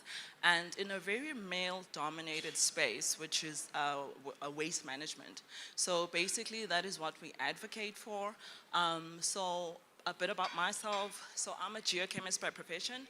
So I've been in the mining sector for a good 10, 12 years, don't calculate my age, but from that is where the interest grew for me to dive or pivot into waste management within the mining sector. And then with that also, there was that niche identification to say that there is space to say to other young women, you can also reach out and pursue avenues within the space. No, that's amazing. I think that kind of empowerment is something a lot of young children don't know they have access to. So that's amazing, and it's beautiful you're trying to give a platform to that. How do you think that ties into peace building, or maybe not even peace building, but maybe peace building between genders? With femicide going on, do you think it's a effective way of trying to close the narrative gap or the emotional or empathetic gap between men at the moment?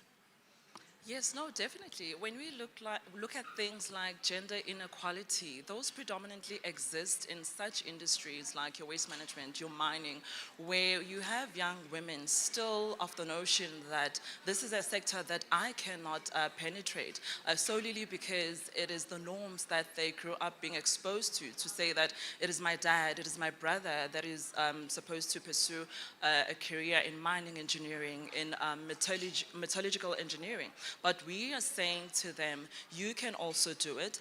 And I mean, truth be told, there's a lot of child-headed households nowadays where you find young women who are raising their siblings due to circumstances that happened to their parents, and now they have to look out for their siblings. So now we are saying we are bridging that gap between I can do it, I'm a female, versus it was only the male counterparts that could do it. So that is literally what we're trying to advocate for. No, well, thank you so much for being here today, and thank you for the work you do for uplifting and empowering our young women. Thank you so much. Perfect.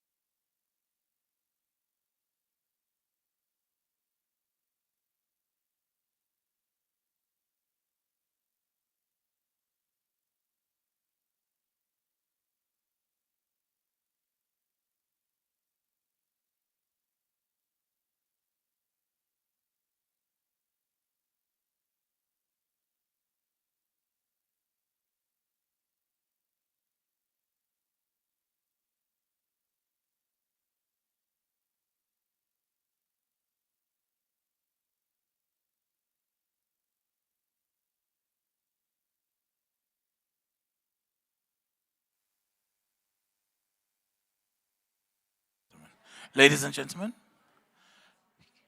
may I kindly request you to come back to the lecture theatre.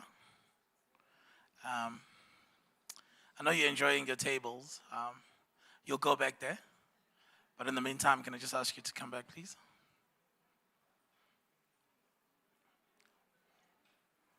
I'm hoping you're done with your dessert, right? Come on, comrades.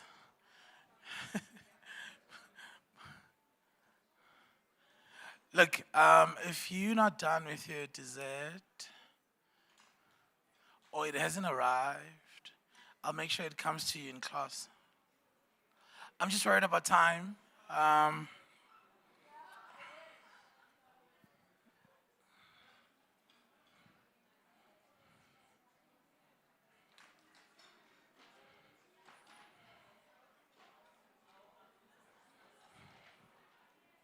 Maybe if you haven't received your dessert, try to take one of those cocktail tables at the back or the lounges that have got some sort of a table.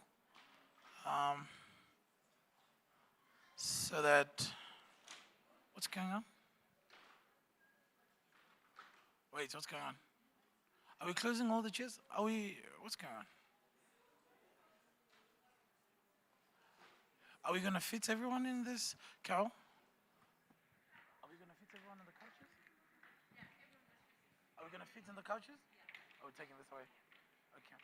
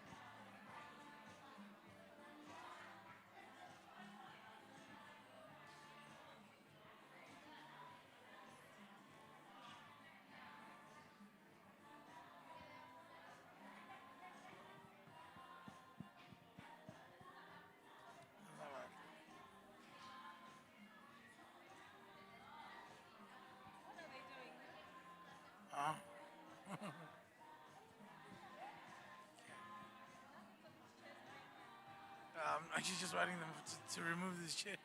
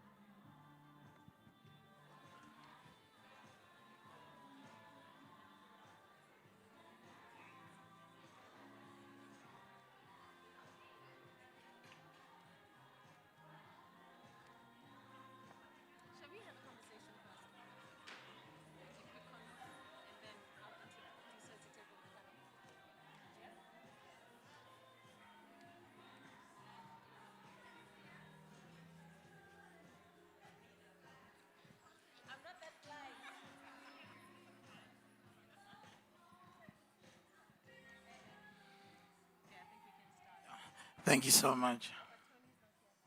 Where is Tony? Thank you so much. I hope you enjoyed that lunch. and that break, and you're ready to put on your thinking caps. I'm not saying you took them off when you were having lunch. I'm just saying they're probably going to be working a little bit harder now. I wanted to take this opportunity to introduce the next panel through the MC of the panel, and we're gonna first just dig deep a little bit into her thinking cap before she introduces the international panelists that are gonna be part of the panel on the possibility of peace. So I don't know how you do introductions of someone that everybody knows. So maybe you just point and you say the next facilitator for the next conversation will be Carol, who really has been the reason why we all gathered here, having pulled the global influence on this conversation on peace through her participation at WPHF. And I mean, this is an opportunity to kind of poke and ask her things that I can't ask her when we are alone, and I'm not gonna pretend like you guys sent me to ask those things. Carol, what are you trying to do here? Whew, that's such a flippant question, but also such an important one. I think before I answer that, allow me please to thank you, Bandile, for doing such an incredible job. Hasn't he been amazing? But I also just want to thank, I think the previous panel succinctly illustrated why it's important for us to get together and have these conversations. So congratulations to you guys. I think you got us thinking. I thought you were just exceptional. Kitty is still here, and Mugebe is here as well. Thank you, thank you, thank you. And in her absence, the other panelists, sorry, they were just exceptional. I believe that what we're trying to do here is to ensure that when the room opens up for one of us, we ensure that we expand it for many voices to come in. I was very honored when Tony and her team informed me earlier in the year that they'd like me to come back and work with the UN and be a global luminary for WPHF. I wasn't honored because, you know, it's a big title or any of that. I was honored because it meant I could really do something to ensure that I center South African voices in the work that is being done for peace in the world. I am a child of apartheid. I was born in 1974 in dusty Rockville in Soweto. I know what it is to be without peace. I possibly can say, sitting here, that I was fortunate enough to be in a home where peace prevailed, but I always knew the moment I left my gate that it couldn't be guaranteed, just because of the prevailing circumstances which were exacerbated by apartheid. And I think that the work that we're doing, all of us together in our corners, to ensure that Black women are visible in spaces where we were told we couldn't be, you know, we couldn't be seen. We have a group of CAs in the room who I've been working with, thanks to Patricia, for the last year and a bit. And I look at the work that SAICA is doing, not just to hold those in power accountable, but to also make sure that they're creating a pipeline of young people who go into the profession and really try and embolden our claim for peace prevailing, because we are deconstructing all of the things that are the remnants of the apartheid that we suffered in the 70s, 80s, and 90s. And I think the apartheid that all of us can collectively say is returning to the world. It's disguised under different names. It's called different things in different spaces, but we know that there is injustice all around us in the world. So being a part of WPHF, which is Women's Peace and Humanitarian Fund, means I can try and mobilize resources. I can try and mobilize voices. I can try and mobilize people of passion, people who have voices, and walk with them.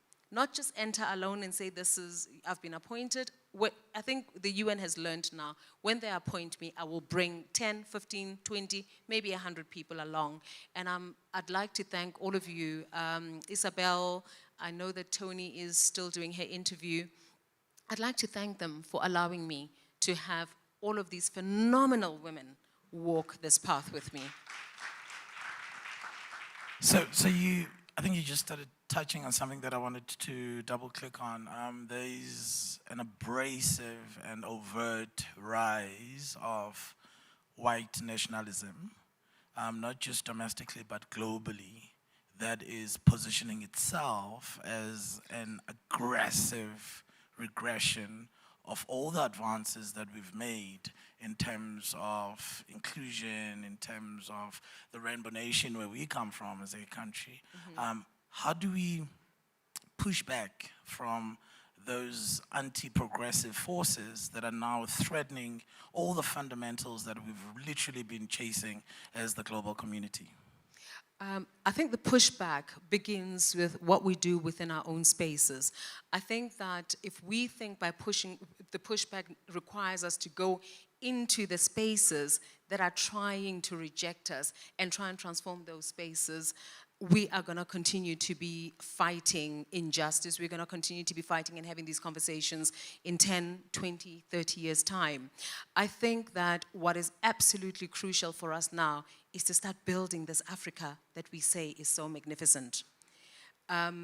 We know that the AFCFTA is supposed to be helping advance on the economic side, but what are we doing constructively to ensure that I feel safe, I feel seen, and I feel economically viable within my South Africa as a South African, my Zimbabwe as a Zimbabwean, my Kenya. And what are we doing then collectively within these member states to say that Africa is going to thrive, Africa is going to do well. We're not going to be asking whether or not 400 people have canceled their tickets and they're not coming to South Africa, and we're so worried that they're not part of the G20. We do not need them. We need us. We need to be in the room. This G20 is going to be a success not because of anyone who's come and speak to us. It's going to be a success because of how we're going to be stepping forward as Africans to say that it is situated in South Africa, but it belongs to this continent, and this continent is going to be constructive about the outcomes of this G20. For me, that is what we should be doing. Okay, before I give you the stage, I'm going to ask you one more question, and I think it's also just opportune because there's an ongoing campaign currently. We tend to have the gender-based violence conversation with the completely incorrect crowd. There's always women in the room. I'm not sure how much you can discuss with the potential victim or an actual victim that's actually already been violated. There's a conversation with men, there's a conversation with a boy child that I think we are not having as a country. As a mother to a boy, what is that conversation?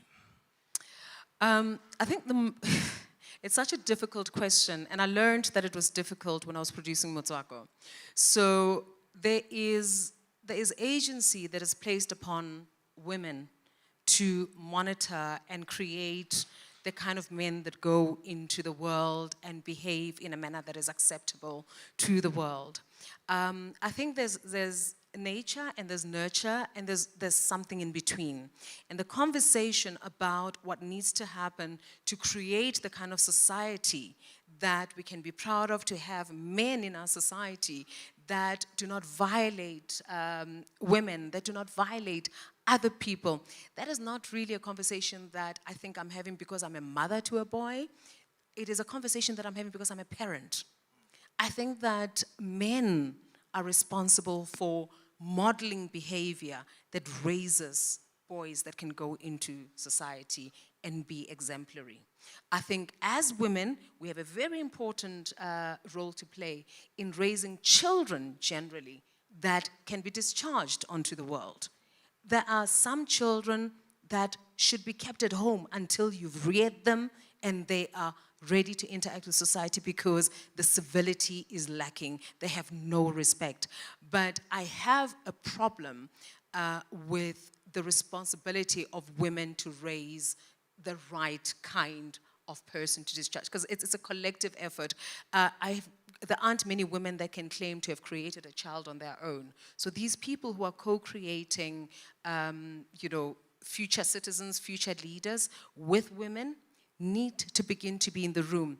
And this conversation I'm having with our African brothers, you cannot be leaving your DNA in every house and then not be present to raise these children and expect women to carry the country and somehow be able to raise the right boys. And ladies and gentlemen, that's how you introduce Carol, our MC, our facilitator for the next session. Thanks, Carol. Thank you so much, Dr. Bandile. Dr. Bandile was amongst the first people that I called from Connecticut after I was conferred a doctorate. And it's because I've always wanted him to call me doctor.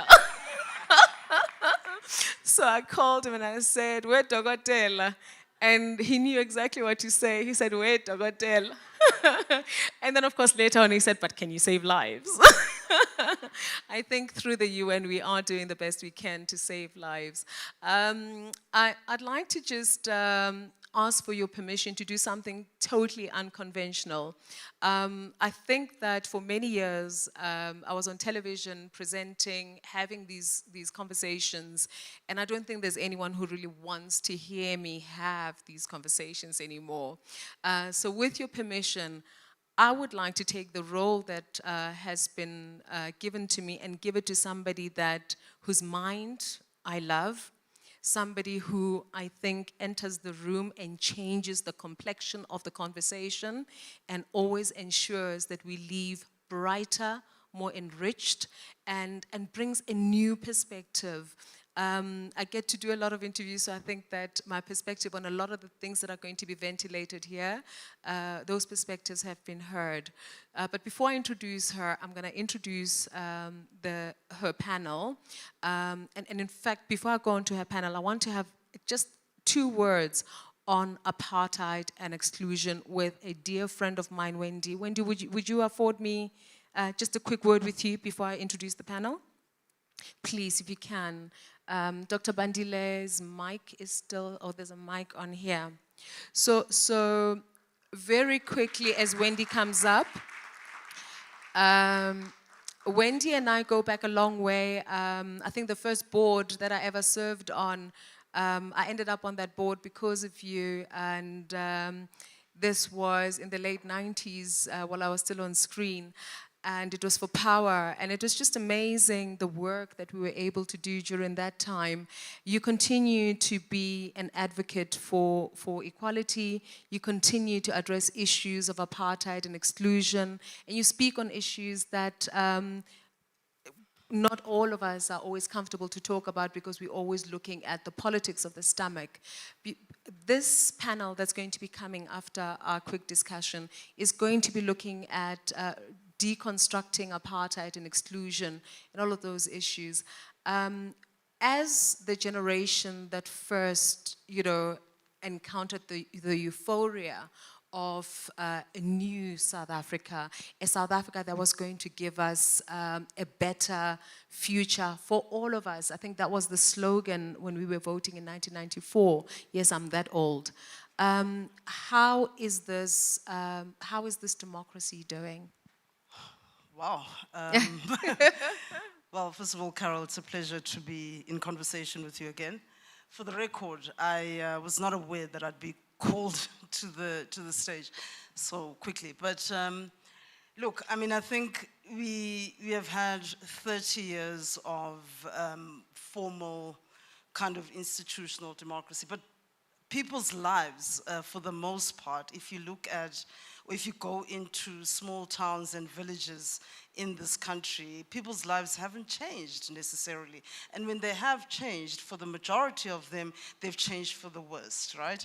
And we are seeing a rise in inequality, economic inequality and class injustice. And when you couple that with the high prevalence of violence against women in this country, you're sitting with a major problem, a major epidemic, right? And I think for me, and I'm going to try to answer your question very quickly. For me, I think what we're looking at is a situation where we are on paper, and I assure you, because I'm in conversation with colleagues in different contexts, including the UN system in New York and Geneva, where South Africa is looked upon as the most legislatively and from a policy perspective, the most progressive country on the planet, right? But how does that translate into real outcomes for people? Real economic justice, real justice for women. And then let's zone in on categories of people who are excluded, not just by the state, but by our own society. I'm talking here about particularly black lesbians in this country who are subjected to we're talking about violence against women, right? To the most brutal forms of sexual violence, targeted for rape, targeted for murder because of their sexual orientation. So this is to say, what does democracy look like for me, or equality? I am speaking from a position of extensive privilege, so I do have the benefit in many ways, but the majority of people from my own small town in Ladysmith suffer still tremendously. I think very quickly, I would like to find out where the solution lies. Is it in community? Is it, because you're saying that legislation-wise we are where we need to be. Why is it not translating? You see now, Carol, this is unfair because you and I had this conversation 15 years ago on Motswako, and we proposed solutions. We proposed resource allocation to systems and institutions that are supposed to deliver. We proposed capacity building initiatives across the board. I think we are sitting, and this is the unfortunate reality, let's be very clear, we're sitting with a government of national unity, and even prior to the formation of the GNU, we were for a long time sitting with political actors and a government that had lost interest in the betterment of our people, whether it's economically or whether it's in terms of responding to, let's just zone in on sexual violence that happens in this country, where sexual violence courts are being shut down. We know the data around rape. We know the data around femicide. So let me say this, because I know I don't have time. There is a conversation. There are two conversations that are important. There's a conversation about apartheid. There's a UN treaty. That conversation will happen with your panelists. But there's another conversation. I don't know if it's on your agenda. The African Union has adopted the most troubling, the most offensive convention on violence against women and girls. And that, ladies and gentlemen, is my dear friend, Wendy, who I have respected even before I understood what she was talking about. And I was on Motswako just trying to look pretty. And Wendy was like, let me pull you aside. You need to be educated. Thank you so much. Thank you. Thank you so much. Absolutely. So I did say that I'd be seeking your permission. We are here to learn, educate one another, but we're also here to make sure that all voices are heard. We're here to make sure that nobody feels excluded. And I don't know anybody who does that better than the lady I'm about to introduce, who is going to chair the next panel for us. She is, if you ever fire me, my dear sister, Tony, this is who you need to get to replace me. I'm always looking for my next replacement. She is an advocate for equality. She speaks on inclusion. She is passionate about building young women, and her name is Thobeka Lwana, and I'm proud to say she's a dear friend. Thank you.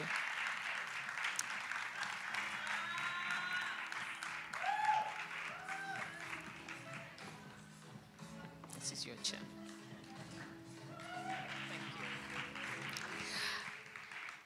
Once Thobeka gets going, you'll understand why I want to sit there and record.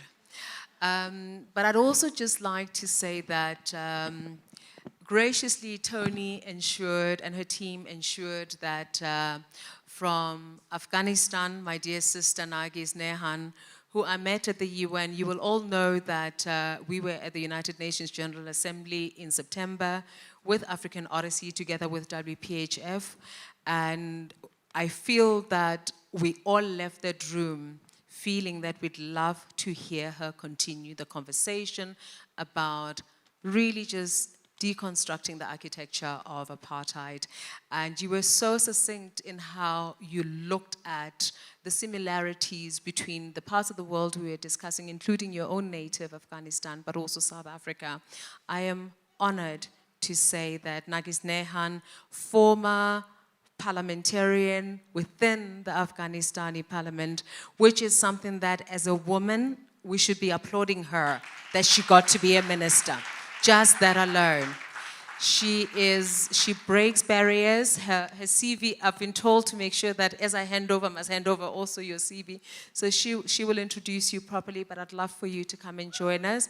I am honored to say that we are now having this conversation in my country, South Africa. Thank you, sister. Thank you. Shukran. Shukran, shukran.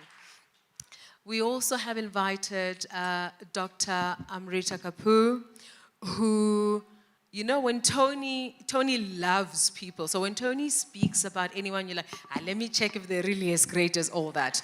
And of course, the CV arrived, and I am just so deeply, deeply honored that my people, my sisters, my brothers in this room will get to hear from you. I know that we're going to leave this room richer for having had you here. Welcome to South Africa. Siyakwamukela, sis. And on that note, everyone, I would like to also record. So may I come join you? Thank you.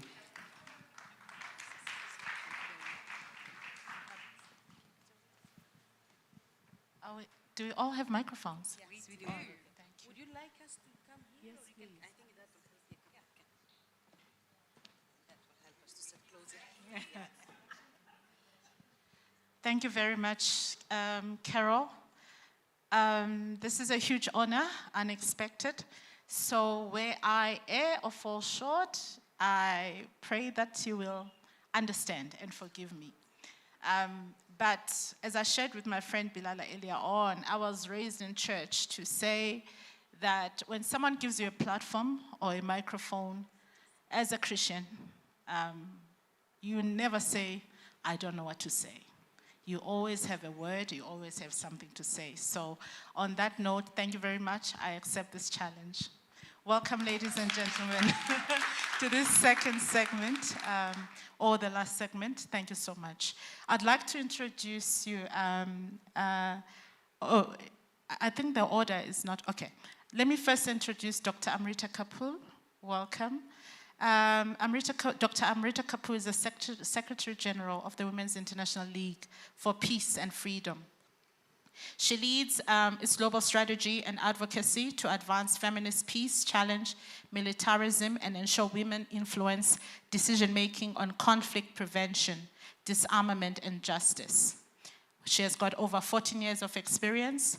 Dr. Kapoor has extensive experience in capacity building for justice, for security actors, monitoring judicial responses to gender-based crimes, and designing reforms to strengthen women's rights and protections. She's held senior roles in UN, international NGOs, with academic institutions, directing multi-country programs, and advising governments. And UN bodies, and across civil society, across Yemen, Libya, Ukraine, Colombia, Honduras, Myanmar, and Timor-Leste. So she holds a PhD in law from University of New South Wales, an LLM in international law from New York University, and a combined BSc in psychology honors and LLB honors equivalent from UNSW. Impressive, you're welcome. Thank you for making your way through to South Africa at this time. Welcome. And then at the same time, please allow me to organize myself so I can quickly introduce Nagis Nehan. I hope I've said it correctly. Thank you so much. Nagis Nehan is known as the Iron Woman of Kabul by Bloomberg. This is so impressive already. She's an Afghan women's rights activist, a former government minister, and a founder of Equality for Peace and Democracy. She has held senior public positions, including acting minister of Mines and Petroleum, treasurer of Afghanistan, and advisor to ministers and the president. Now she lives in exile after the state collapse. She continues to advocate globally for Afghan women's rights and inclusive governance through her organization, Farajia. In 2024, she was awarded the King Charles III Coronation Medal by Canada for tireless efforts. Welcome. Thank you for making your way through to South Africa at this time. Thank you so much. As we delve into this conversation, I think we all know that there's conflicts and wars across various parts of the world. I mean, when you look at our continent, Sudan is a hotbed. You know, through whatever happened in Libya is still unstable. There in Yemen, there's issues in the north part of Nigeria. Congo is also in constant war.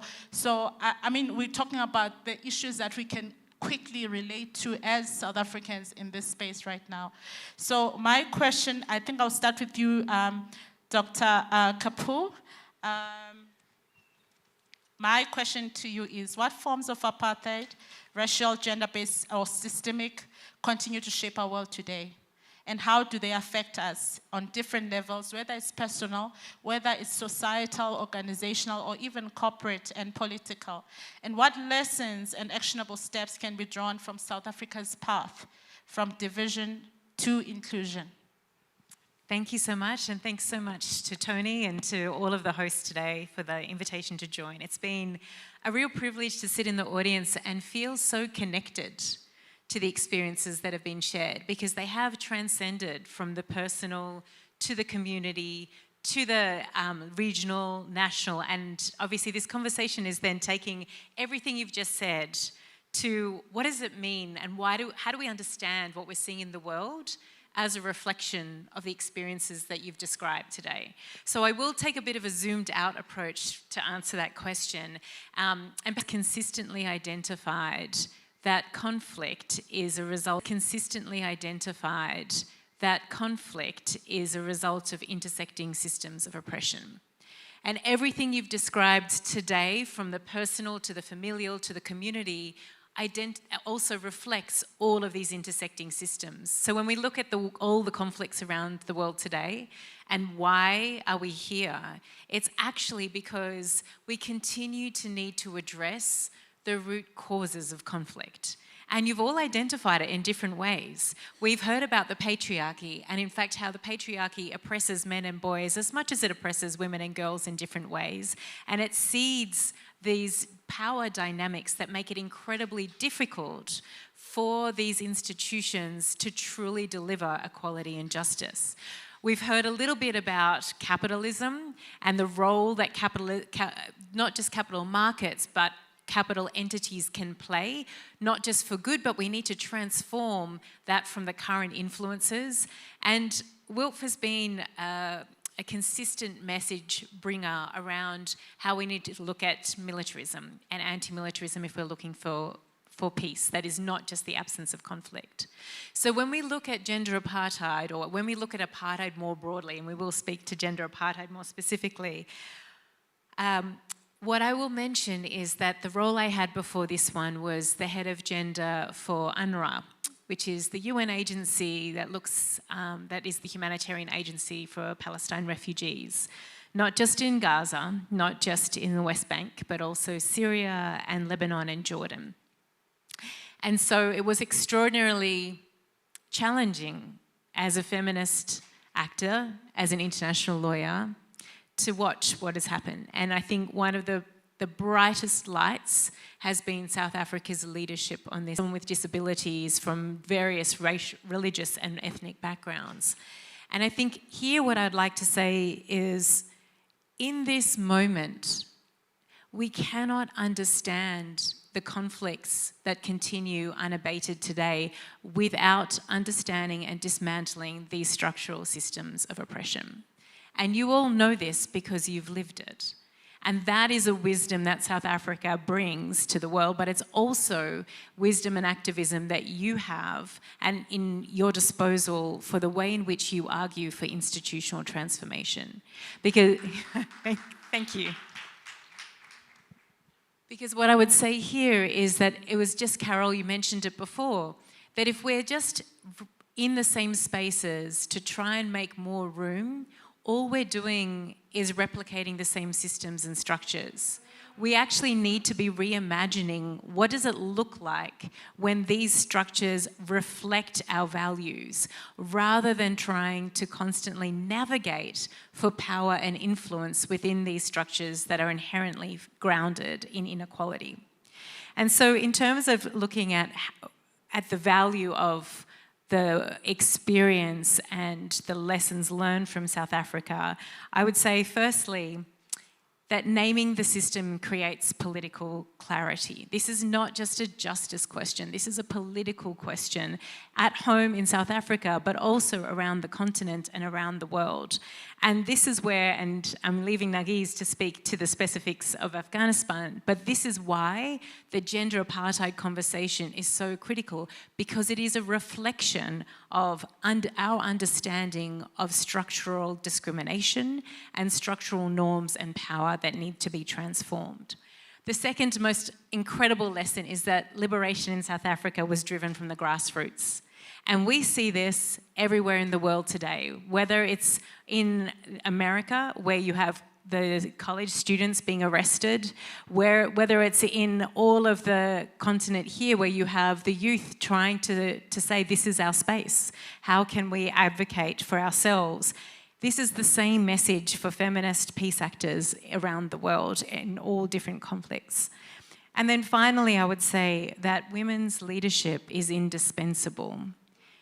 This year is the 25th anniversary of the UN Security Council Resolution 1325. The reason we're here today to talk about peace is because we have 25 years of the UN system's attempts to try and build peace. And unfortunately, as we see around the world, we're not closer to peace. And so I return to the beginning of my remarks, which is, why is that? It is not for lack of knowledge. Because when we look around the world, and WILF works with peace activists around the world in conflicts, whether it's Yemen, Palestine, Afghanistan, Colombia, Cameroon, DRC, South Sudan, the wisdom and the evidence is there. We know what works to build inclusive and sustainable societies. We've seen it for more than 25 years. The challenge is that this wisdom is not being seen, heard, and reflected in the decision-making processes. And that includes all of our institutions. So I think I'm here to say we look at gender apartheid as one symptom of a very complex and structural challenge that I think we all know that the power is actually with us now. When institutions fail us around the world, whether it's the Security Council, whether it's national governments, what we have is movement building, and we have this energy of activism to take forward to try and transform the systems. I'll leave it there. Thank you so much. Thank you so much. That's, you've given us a lot to think about.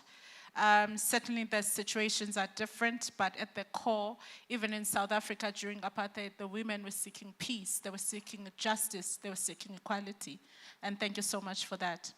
Nargis, coming to you, I mean, when I think about your home country that you've left and you're now living in exile according to your profile, I still remember the images we saw of when America exited Afghanistan. And then we instantly saw the rollback of liberties, especially the liberties that were given to civilians, especially women.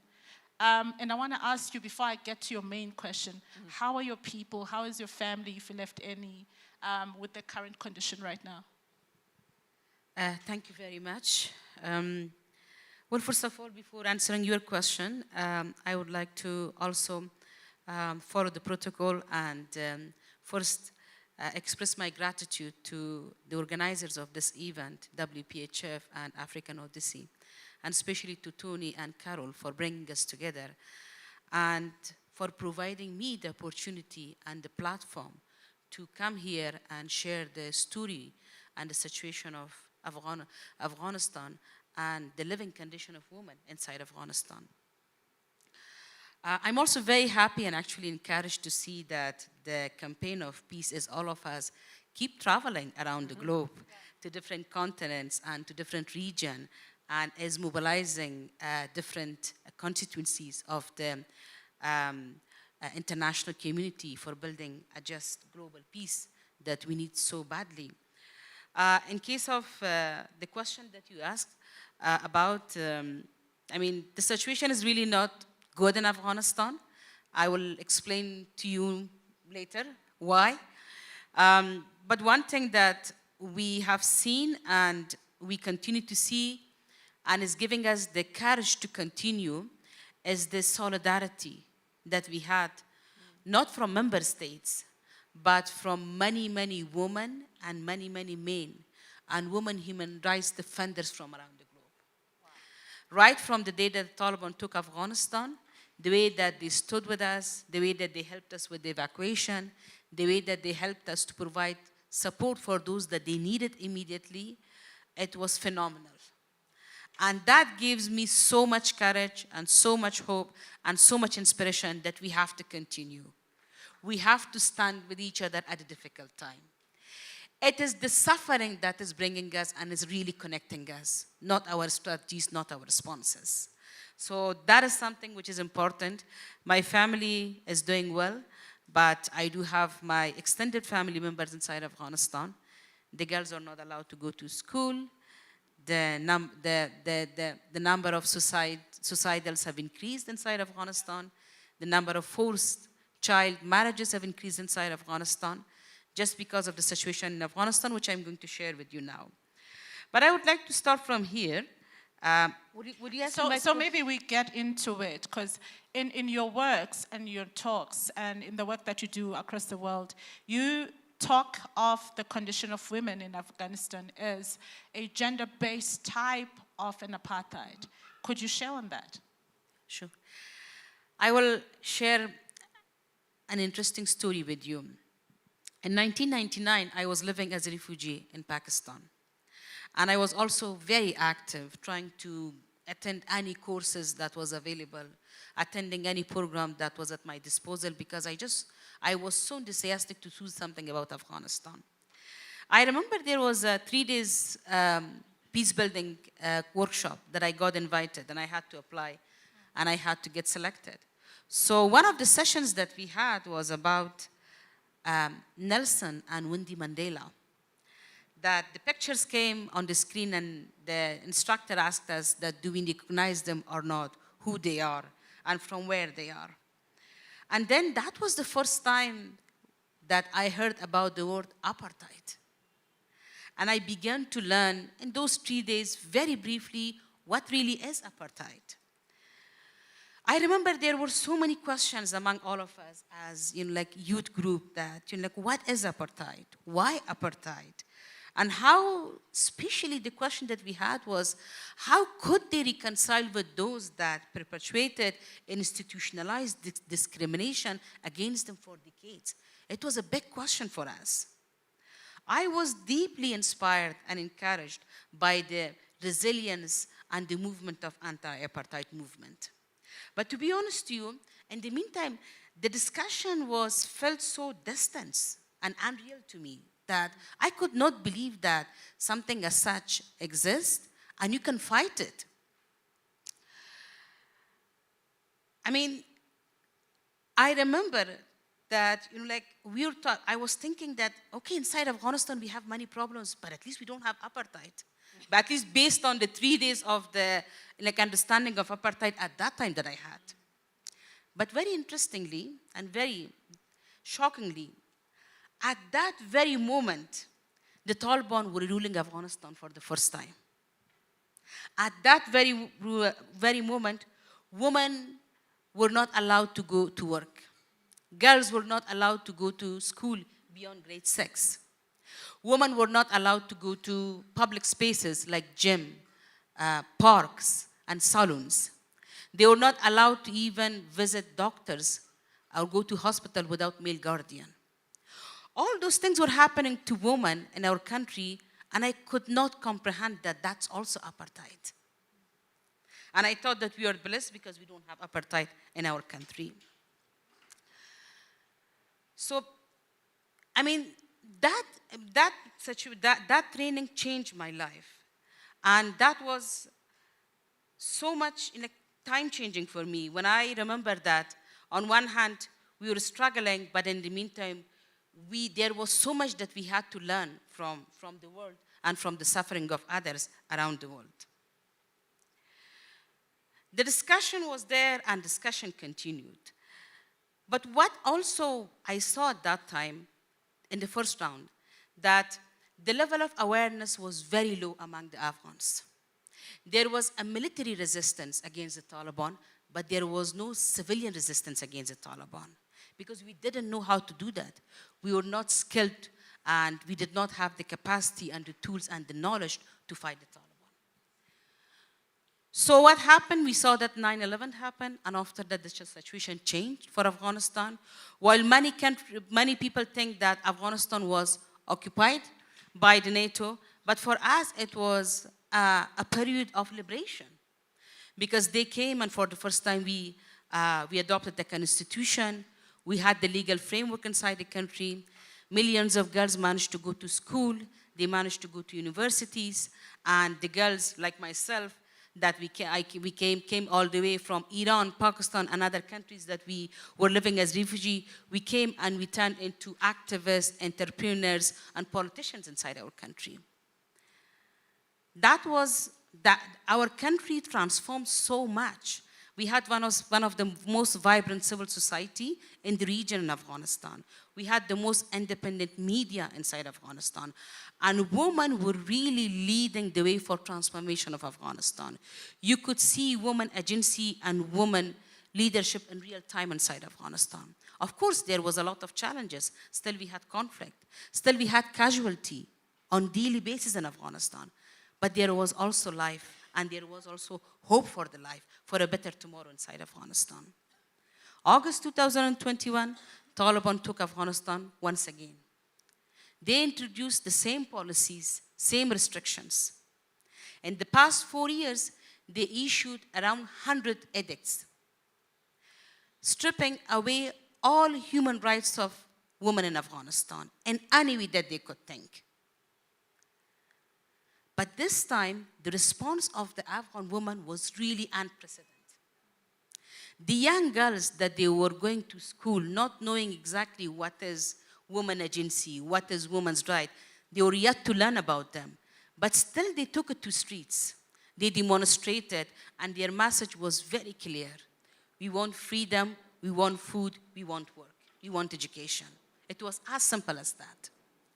Many of them were detained by the Taliban. They were tortured by the Taliban. They were abducted by the Taliban, but they did not stop their protests. They continued. Those of us that were evacuated from inside Afghanistan, we were still processing the shock that we had. But in the meantime, we were in the refugee camps. We were in different hotels. We were scattered all around the globe in different countries. We created WhatsApp groups. We had Zoom calls. We had discussions, and we said that we cannot let this happen this time. We have to respond. We kept on meeting, we kept on talking, and we used social media because that was the only tool immediately available at our disposal without any cost or resources, to raise awareness about the situation of women in Afghanistan, to warn the global community about what is happening inside Afghanistan, and to warn them that they have to carefully and cautiously engage with the Taliban based on some standard. And they have to first hold the Taliban to account for what they have done to women and to the people of Afghanistan. That was unprecedented. This time we educated ourselves for the first time, learning, okay, what are the international accountability tools that we can utilize for advocating for our rights? Where are the gaps, and how can we address those gaps? And of course, there were international organizations such as WELF, WPHF, and many others that they stood with us, and still they're standing with us. They're supporting us every day for continuing this struggle and for continuing this cause. What I would like to highlight in my conclusion is that when you educate a society, when you provide them, despite all the challenges that we are talking, I've been hearing about all the domestic challenges that you are discussing about South Africa, but don't take your country for granted. Work for its betterment every day. Because there are people around the globe that they don't have country like you. Just continue what you're doing and make your country better. But don't be so critical that your young generation lose the cause, that what are we struggling for? What are we fighting for? We have to focus on what is wrong, but we also have to be grateful for what we have achieved and what we are blessed with.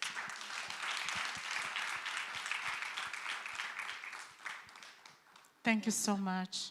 And thank you for that last bit. Thank you. I am a strong believer of individual agency. I see a lot, even on social media, where I find we are the first people to crush South Africa. Every small misstep that the country takes, we are the first ones to talk ill of our country. We're quick to forget all the good things that our country has to offer, what our country stands for. We're still going to talk even about the ICJ case. I'm glad that we have someone like a Given, because I think now more than ever, and I'm going to talk to, as a black South African, that we need to rise up and speak loudly and boldly about the things we need to preserve about this country, about the things we need to protect about this country, and the things that are going well for our country. More than we are quick to really highlight the negatives, and the negatives must be addressed, but there's a lot to lose. There's a lot to lose, and we must fight for that. Thank you so much for your words, and I know it comes from the deepest part of your heart. Thank you so much. Now, coming to you, Amrita, you know, when it comes to conflict and the issues around war or instability, when peace is gone, the first casualties of that peace are children, the youth, and women. Yep. And unfortunately, and most of the time, we're not even in the room when the conflict is initiated. But we are the ones who bear the most harshest part of that conflict. So I want to ask you, in your views, with the experience that you have, your lived experience from your country and the work that you've been doing across the world, what can we do to build a bridge, an intersectional bridge, whether it's dialogue, whether it's initiatives and projects, whether it's advocacy? What do we do from an intersectional, cross-generational work that we do to counter all the instability that comes with when the peace is gone? Whether it's peace that's been eradicated because there is war, or whether it's because of crime in the case of South Africa, but mostly in conflict zones. What do we do to bring the youth, to bring the women, to bring the young ones to stand in the gap? Yeah, thank you so much for that question. I'm going to also, I think, build on some of what Nagi said as well. I think this moment, and I would say almost for the last 2 years, I feel it's been, you know, really and exacerbated, where we see, in fact, international and national older generations really not listening and not being receptive. And this goes back to my earlier point around, well, how are the institutions set up? And I think this builds on Nagi's point, which is, it's true, we cannot take for granted the types of rights that we enjoy. And it actually takes the forward thinking around, how do we embed this deeply into institution? What does it mean to actually redistribute power? Whether it's economic, whether it's human rights, whether it's political power, that's at the base of it. And so in terms of when we look around the world and this, and the trend that we see, a huge part of what we need to do in terms of the intergenerational sort of shift is to acknowledge that these institutions do need that change. And right now, what we're seeing is the youth being able to convene in ways that are in defiance of the types of oppressions that we see. So although WILF has been around for 110 years, we've seen more young members join in the last 2 years than ever before. And this speaks to, I think, what some of the previous panelists were talking about, which is there is a need to mobilize. There's a need to be in community, and there's a need to try and find the connections across these issues. Because what we see is that when it's just gender, for example, then it can be siloed. Then it can be put to one side. Then it could be a women's issue. And it's not ever just gender. It's always intersecting with other issues. And so, in fact, when we speak about cross-national movements, I would say this is where we see a lot of youth movement building, whether it's on social media, but also in terms of the types of strategies that can be used. So we have different thematic working groups with young members who are actually sharing lessons across countries and across regions. Because as we've said, every country is unique, every context has its challenges that are specific to its history, but there are also ways in which we can build solidarity across the world. So in fact, in terms of Afghanistan, I think it's a really interesting example where WILF has been developing political advocacy to support the gender apartheid campaign within the international legal framework. So some of you might know that there is a Crimes Against Humanity treaty being negotiated right now, and there is a feminist and gender justice coalition around how do we make sure that gender apartheid is recognised. And why does it matter? It matters because the discrimination that has been recognised ever since, and I would say internationally based on South Africa's experience, has these parallels in Afghanistan, but also in other countries as well, whether it's Palestine or Myanmar, the two other countries. And so in some ways, the impetus here is to be able to draw these connections and have solidarity within countries and across countries. Having conversations between Afghan feminist peace actors and Palestinian women peace actors is part of that solidarity, to find ways that we can be more complementary when we start to challenge this. And then I think the other piece in terms of engaging the youth is to just ground it in lived realities. I had the privilege of being in the Reykjavik Global Forum last week. It's on gender equality, gathers 500 people, including ministers and prime ministers from around the world. And it's in Iceland, because Iceland has been the most gender equal country in the world for 16 years, which is, extraordinary. And what's amazing is that they talked about the backlash that they are experiencing in Iceland. And the fact that it's been framed as a zero-sum game. Because the youth, and this is where it goes to the youth, how we frame the problem and who we speak to, this was mentioned this morning, tells us where the solutions are going to come from. And whether the solutions are actually building the type of world that we want to see. And here is where I'd say this is where transformation happens. It's with building bridges intergenerationally, but listening to those who will be leaders in the future so they don't see it as a zero-sum game. And that's the paradigm trap that we're in right now around the world. It's not that there isn't money for peace. It's not that there isn't money for dealing with gender-based violence at the structural and interpersonal level. It's that this money is being directed elsewhere. These are conscious decisions made by a powerful elite, and they're also within institutions.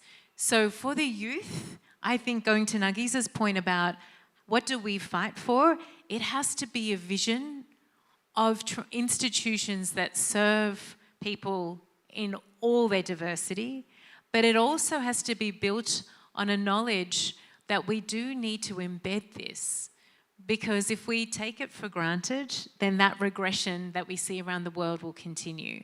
So I guess my question for the group really is, here in South Africa, with all of the social, economic, political, and solidarity connections that you have, where's that one issue that is the entry point for you? Is it environment? Is it GBV? Is it looking at institutional political power? And what is the vision that you can try and spread almost in contrast to all of the challenges we see in the world? Because that is a form of resistance. And we're all in a moment of resistance right now. And part of this is a crucible and it feels existential. And the other part of it is, this is where transformation happens. It's this moment where institutions are in flux, where there is a galvanizing of communities around the world. And this is where the youth have a particular role to play. Wow. I love that. We're in a moment of resistance. I mean, every time we watch the news, it just keeps getting scarier and scarier. The hostilities across the world, whether they're from governments, they're intergovernmental, whether they're societal, whether they're racial, whether they are gender-based, it's just a very tense and very conflict, intense environment or time that we're living in. So I like what you're saying, that we are in a moment of resistance wherever we are, at whatever level of society we are in. I love that, and that's something I'm going to actually take away from this conversation. Then coming to you, Nakis, I want to ask you, with everything you know about South Africa, with your time here and some of the conversations that you've been exposed to, as you're talking to us, what, in your view, is the role or the support or the partnership or the bridge that you feel South Africa can play in assisting your country and the women specifically in Afghanistan? Thank you very much. Very interesting question. And I would like to quote one of the very recent conversation that I had with a group of colleagues. We were talking about UN Human Rights Council because we are arranging side events almost every year about situation of women in Afghanistan. And it was for the first time when we were planning and discussing about arranging another side event during 2026 in Geneva.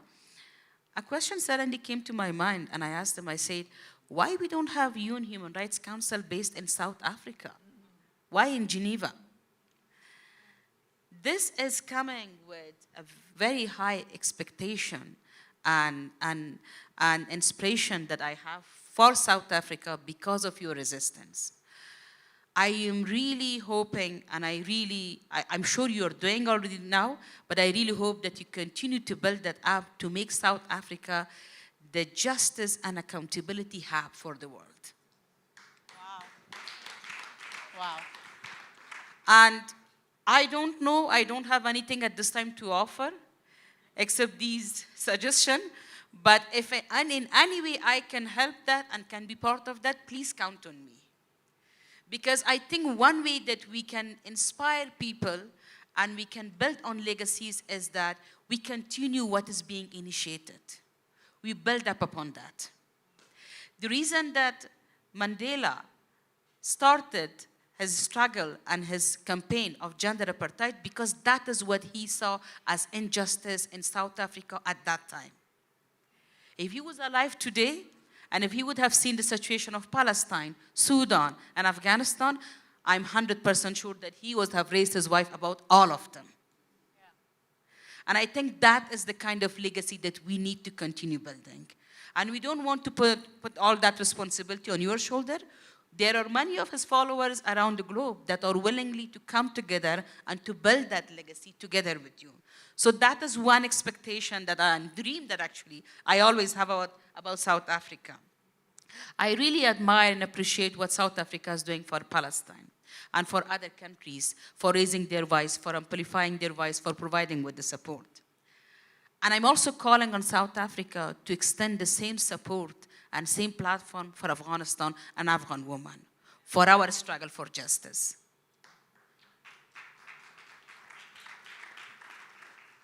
Look, I don't have to convince you for that. Imagine if the Taliban would get away with what they are doing to women in Afghanistan. Women's separation, dehumanization is going to become so normal that many of us will see it, may feel it for some days, but we're going to forget about it because it will become a normal practice. Then what is the point of these decades of movements and struggle that we have had? Because we are going to lose all of them, one by one. And then we're also going to see mushrooming of de facto authorities around the globe, because it's going to become a normal precedent. Any military group will capture a country by force, and then they are going to work with, because the world will accept them and will work with them. Is that the kind of norm we want to normalize? And do we think that then we can have peace and justice around the globe with them? So I don't have to convince you for that. There is another point that I would like to highlight, and that is about Taliban's long-term strategy, which is shocking us. People are thinking that, they are like a group of religious people. They don't know about politics. They don't have any plan. They are just hungry for power. Yes, they are hungry for power, but they have come with a very long-term vision, not only for Afghanistan, but for the whole world. In the last 4 years, they have built 18,000 madrasas. Madrasas are religious schools. They have changed the curriculum for those madrasas. They are teaching the young boys, millions of them today in those madrasas, with the most regressive form of Sharia law. According to that form, the non-Muslims are seen as infidels. Any kind of cooperation and collaboration with non-Muslims are forbidden in that form of Sharia law. Now imagine, if we could not find thousands of Taliban, how are we going to deal with millions of young boys that they don't know what is the situation? They are being brainwashed in those madrasas. And they think that supporting the Taliban's rule inside Afghanistan and supporting them with expansion of that kind of Islamic norm around the globe is their duty.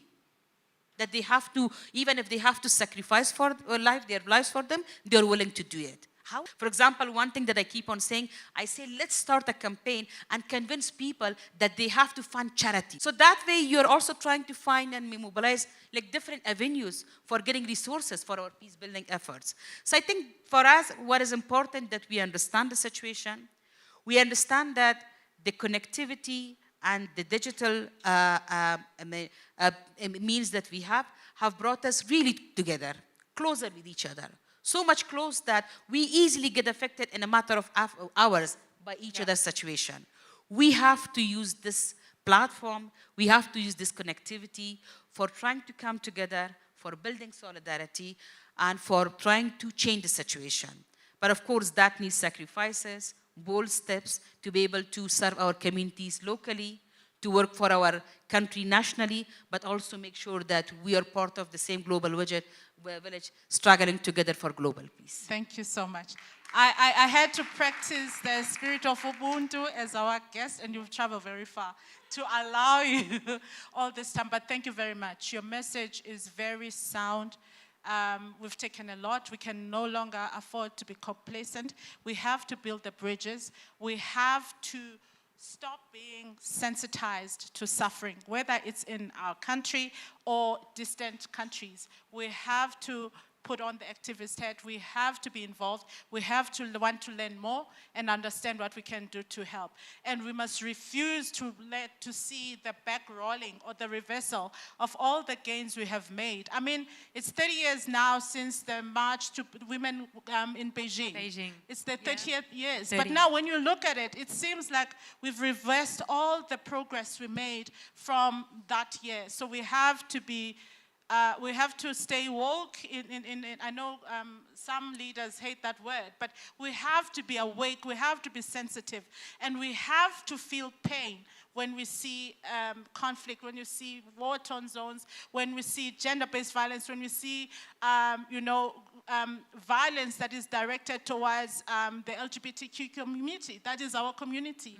So without taking too much time, and I think our time is well spent, but I'd love to take 1 or 2 questions from the floor.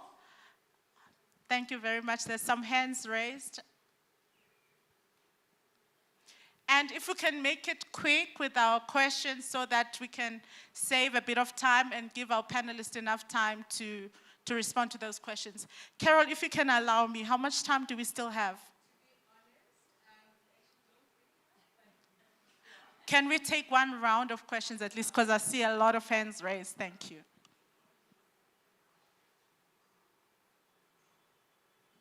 Yeah. Yes, we're ready for your question. Thank you. Oh, there's no mic.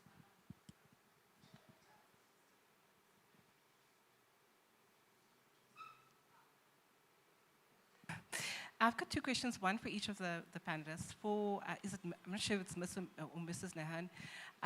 With regards to Afghanistan, you've spoken very eloquently about the violence and the oppression that women experience, but women need to be part of the conversation also because they've got input into how the country is run, right? That's what the Security Resolution 1325 was about. You used to be in the Ministry of Mining in Afghanistan, and we know that the mining, the resources in Afghanistan is over $1 trillion, right? That's what's propping up the regime. Same with South Africa. The mining industry propped up apartheid. So what can be done to influence business and human rights principles into how value chains and things like that are actually governed in Afghanistan? From a feminist perspective, but also just in general to help the Afghanistan people. And then for Dr. Kapoor, you're a lawyer, so I want to ask a jurisprudence question, if you don't mind. You spoke about the character of the law and the system that has to change instead of trying to work just within the framework. What does that actually look like in practice? Because we've seen a massive attack on international law right now. We have the ex-leader of the LRA being tried now in absentia at the ICC.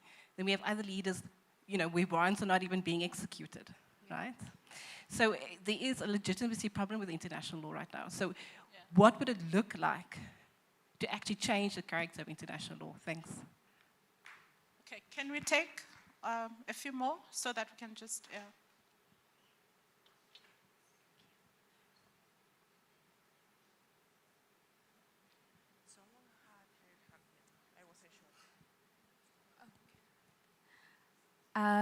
Hello. I have a question for Dr. Kapoor. I actually had both, but because there's no time, I'll just stick to this one because it's a pressing issue for me personally. Stand up. And raise your voice a little bit. Okay, Thank sorry. you. So just a bit of background about myself. My name is Utembeli Hlemguni, and I am in the engineering space, specifically electrical engineering, which is predominantly a male space. And I faced a lot of discrimination, be it for the color of my skin, my gender. I've seen it all. And there was something that you said that really stuck out for me, and it was, what does it mean to redistribute power? And I had to think of it from, is it a matter of in the youth, or is it a matter of in the space and the career that I'm in? And I know that when you said it, it was for women all across the world. What does it mean to redistribute power? And I've really been struggling. I've been sitting here for a couple of minutes just thinking to myself, what does that look like? What is it to redistribute power? I think there's a last one at the back, and then we can proceed. Thank you. Thank you. Thank you for your interventions. I'll be very brief. This is an incredibly important topic, I think, and especially for me, it's the reason why I'm at this event today. I was curious to hear your thinking about the gender apartheid campaign. You're in a country that survived decades of apartheid. And I'm just going to put it on the table that people who have been organizing around the gender apartheid campaign have not been intentional or deliberate in their consultation with women in South Africa. So that's just a fact, yeah? Nor have they been deliberate and intentional in their conversations or consultations with Namibian women. I'm not even going to touch Palestine, where there's been apartheid policies and practices since 1948, okay? And the question I want to get at is, you see, apartheid is a system, it's a system of domination, and one can play around with the word and how the system is used in relation to gender, religion, and other forms of domination. But there is a legal definition of apartheid under international human rights law and under international criminal law. And we can't not inform people that there is a definition that member states are sitting with and are negotiating at the UN, South Africa included. So for me, I'm going to make a comment and then I'm going to pose a question, which is I've already started to do. The comment is this: in thinking about active solidarity in the global south, people are working on apartheid, and I'm one of those people. I work for an international organization, so I take ownership or responsibility for that. When we talk about redefining apartheid, the first thing, in my view, that we need to look at is, what is the current definition? It's outdated, it's old. It's from the 1973 Convention. It's from a 1998 Rome Statute. Yeah. What it does, as it stands, if we care enough about other contexts, what it does on a racial basis, it has the potential to exclude Palestinians from protection of Israeli apartheid policies and practices, okay? Before we even get to gender, when we look at gender, then we have to say, how do we not campaign for an idea or a provision that will erode or erase the experiences of Black South African women and Namibian women and Palestinian women? How does the creation of a new crime elide the experiences of Black women in this country? How do we have a conversation about gender dimensions of apartheid, or looking at the definition to say apartheid is a system of domination based on race and gender, and not creating something new which makes it look as if gender oppression is being experienced for the first time as a system of domination in Afghanistan. I'm going to put that on the table for you because I think what's incredibly important as we start 2026 in January, member states are going to go into a 2-week period of looking at the draft treaty and that specific definition. I can assure you, I've sat with officials in the South African government who have said, think properly, what do you want us to do with gender? Think properly about this. I've sat with Namibian officials in Windhoek. They've said the same thing. Let's start talking to the right people and let's start doing solidarity work in a way that makes sense. Let's reach the Palestinian women sitting in the Negev Valley, inside the state of Israel, who have been living with apartheid for 76 years. Thank you. Thank you very much. Thank you for that question. And thank you for all the questions. I'll ask my panelists to, as you round up, you address all these 3 questions in your closing remarks, because we are really out of time. Thank you so much, Carol. So Amrita, I can start with you if you're ready. Thank you so much. Yeah, so I'll take the sort of justice questions first and then broaden it out.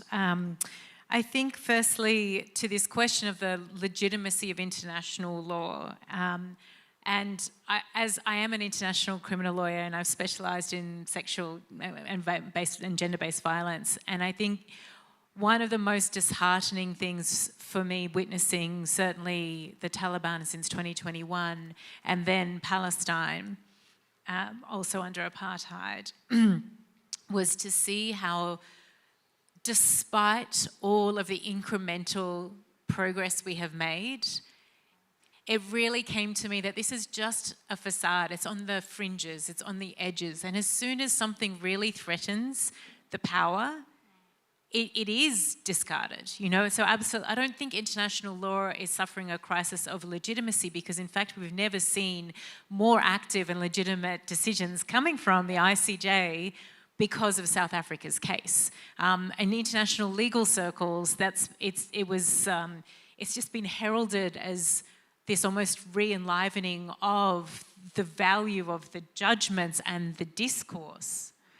But what it's been confronted, and this goes to that second question around power, is exactly that.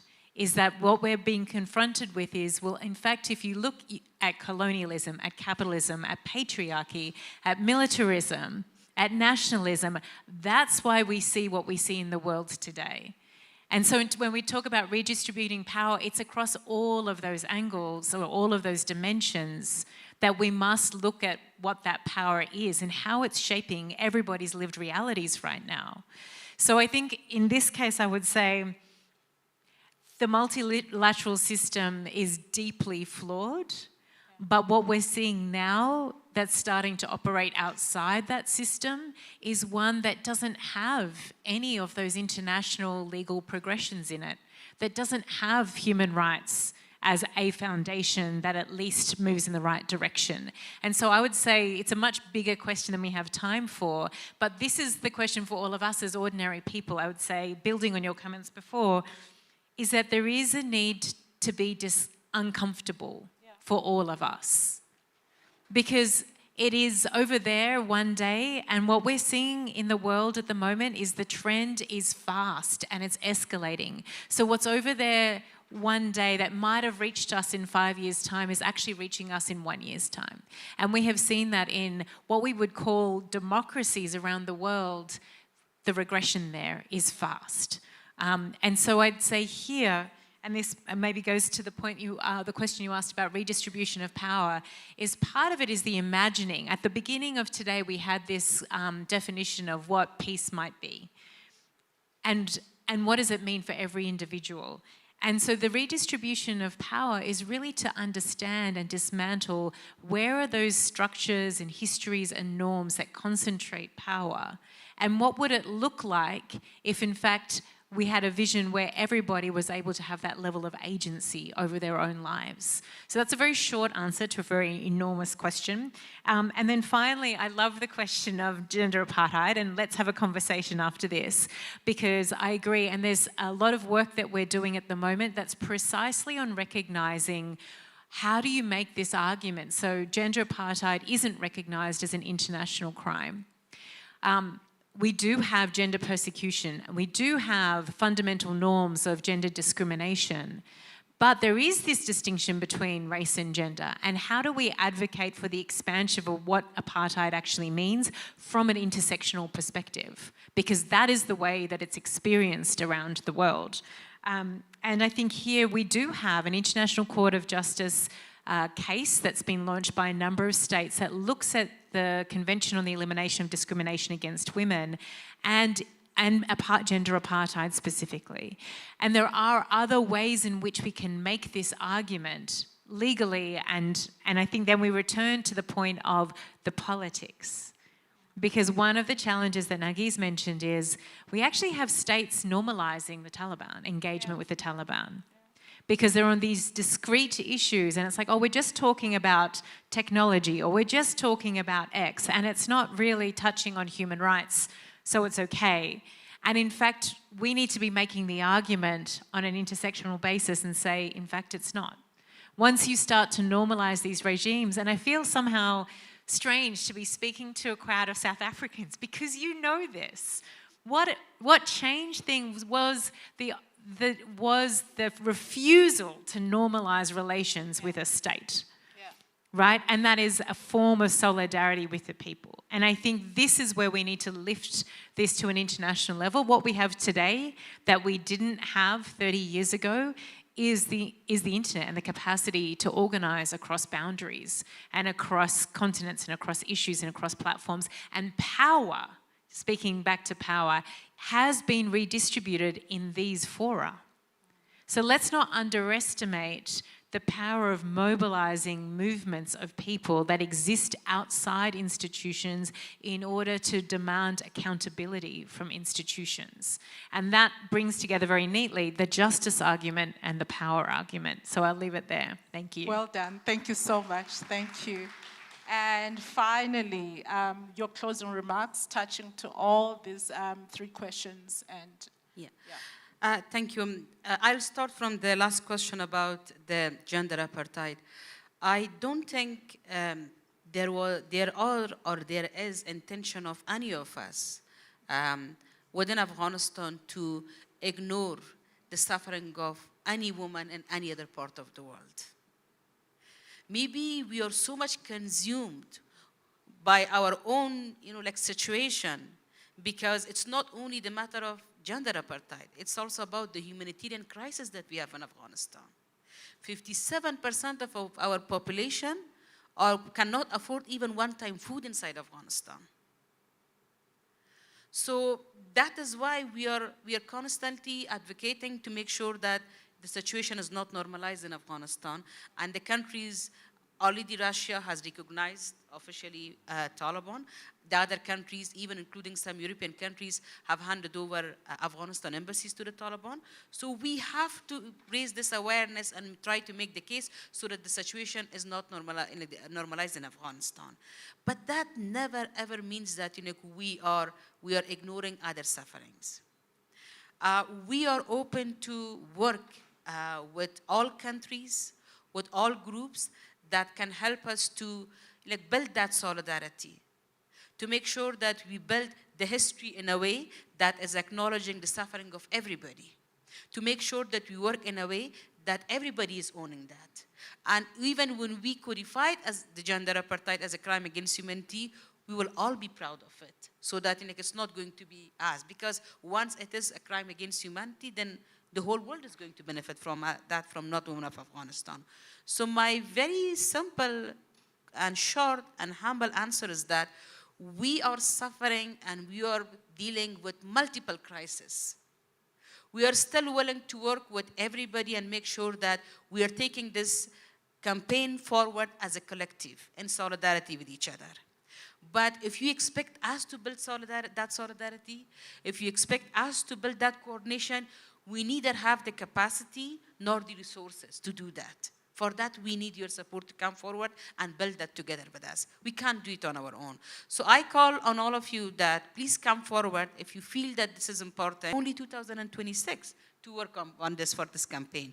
Either we can codify it into 2027 as a crime against humanity, or this is going to be an opportunity lost. So let's come together, try to understand each other, try to hear each other, and try to bring on board whoever is suffering, whoever can be part of this campaign, whoever suffering has to be acknowledged in this campaign. Let's work together and make sure that we're building. We are bringing all these pieces together from different parts of the world until we are able to build it and make the case for codification of gender apartheid. And in terms of resources that you have mentioned, I believe justice and inclusion is really important. If you take into account justice and inclusion in any part and any sector, whether we are talking about politics in terms of distribution of power, or we are talking in economics about distribution of resources, you can find ways to work with people, create and design projects that everybody could benefit from that. As long as we have the political will to share with everybody, to include everybody and not to exclude others. If that is the intention, I'm confident we can find ways to do that.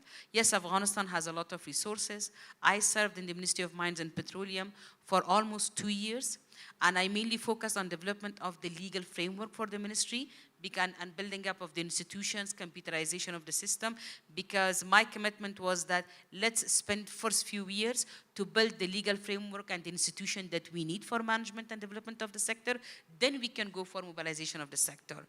But right after 2 years, I kind of concluded that I can't do that. It's beyond my capacity. It's impossible. And that was the time that actually I stepped back and I said I can't do it. But that doesn't mean that we have to let our natural resources stay unutilized. We have to find ways to build those. And there are also international mechanisms, but also national mechanisms that we can develop and we can utilize them for creating more accountability. But awareness is so much important. The last point that I would like to make is that if you make people aware of their rights, then they are going to build mountains and they are going to claim their rights. But if you don't do that, then it's going to be very difficult to mobilize them for anything. Thank you. Thank you very much. That, ladies and gentlemen, concludes this segment. Thank you very much, Dr. Amrita Kafu, and thank you very much, not just Snehan, so that I say it correctly. Thank you very much for your time, and thank you for sharing.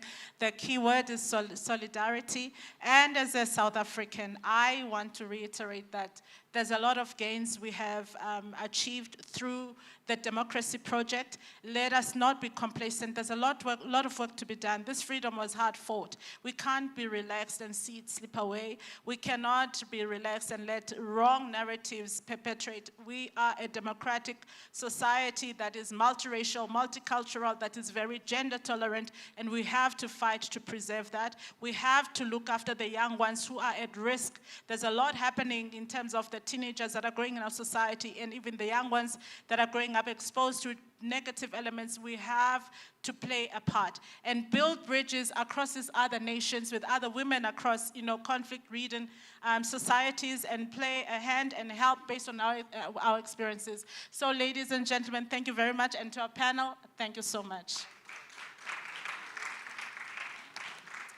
Thank you so much, Sister Hobbs. Thank you so much to our panel. That was a gorgeous conversation, and just resonates and sort of sums up the broader chats we've been having throughout the day. I think one of the fundamental things that I want to sort of amplify and emphasize is that we are slipping into a comfort zone of having made significant gains, and those we were fighting against are now pushing back, and we seem to be caught asleep, and there's a massive pushback that we need to be doing. And I think it's us who don't know that we are at war, because the other side of the table actually knows that they're at war. And they continue to massify across all facets the hostilities that they want to advance. It then means we then need to wake up to the reality that we are at war, and the gains we have achieved. And we're seeing it at a national level, at a personal level, at a gender level, at an economic perspective. There's a progressive pushback for all the gains that we've accumulated over the last however many decades, when we started making significant inroads in certain issues that threatened peace, that threatened equality, that threatened inclusion. There's an abrasive and overt pushback. The only people who are missing in that battle are the ones that are actually being threatened by that pushback. And I think it's very important that we understand that no reasonable man has ever been has ever been responsible for change. There's a degree of unreasonable level that we need to arrive at, where we begin to ask for things that the other side of the table is not expecting. For as long as women ask for equality, it will never be realized. We need a day where women just ask for everything and push men to a situation where we say, but hold on, you can't have everything, and start an actual negotiation. For as long as you are asking for equality, it'll never be realized. We will always push back to a point that is just before equality. When women become unreasonable and ask for everything, when women become unreasonable and go to a national conference and only vote for women in that national conference, we will come begging and ask for something. So there's a level of unreasonability that we need to collide into to actually drive change. So we're gonna go into a quick, exciting slot. And so I think Tony was saying she works for a fund. A fund needs to have money at the end of the day. So one of the functions of this summit and others similar to it is that we hope we're going to walk away with some of your money and some of your commitment and money from your networks too, that you're going to ask on your behalf to donate to the Peace campaign. And so one of the things that we were supposed to have like this full long auction, and Carl was ready to drive that for us, but we really are pressured for time. So we've got these pieces here in the front that are available for auction. We've got an SMS platform. You SMS Ubuntu to 707070, and you make a bid for your donation and your offer to purchase one of these pieces. We may or may not accept the amount if somebody else is bidding a higher amount, but these are available. You can also just donate, and no amount of money is too much or too little. We are a fund, and we need to fundraise. There's also a bag. I don't even know what it's called, so I'm going to ask Carol to tell you what the bag is. All right, ladies and gentlemen, I think we've arrived at the end of our program and we're going to be introducing our final speaker. But part of the reason we're doing this is also, and part of the reason we have all these amazing accountants in the room, please get up. We have SAICA support because it's about ensuring that also we adhere to governance and we're raising funds and we're making sure that WPHF succeeds at its work.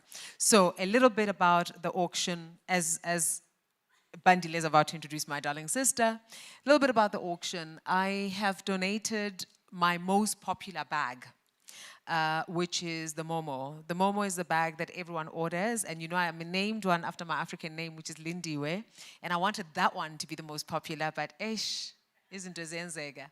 So the Momo is, I'll show it to you, it's the gold one, Carl. And this gold Momo is donated purely to raise funds for WPHF. So whatever you bid and whatever you get it for, all that money goes to them. Nothing comes to Carabao bags. It's beautiful. You can fit your fridge in it. Like, honestly, it holds all. But also very, very quickly, my darling sister, Nzwaki, everybody knows I posted about her cancer journey and she's cancer-free now. But she created a line, a beautiful range of clothes which bear her, the clothes bear her scars. She obviously had to have a double mastectomy, and so all of us now know what her breasts look like by just looking at the scars on the thing. I'd like for her to come in and just model this dress quickly for you to see. We're not going to do the auction now. You will do your bid silently. But here she is. The dress is called Nzwaki. Stunning. Absolutely stunning. What Nzwaki does is that she collaborates with leading designers in South Africa and she creates collections with them in order to be able to raise funds for cancer. But this dress, whatever you pay for it, that goes to WPHF.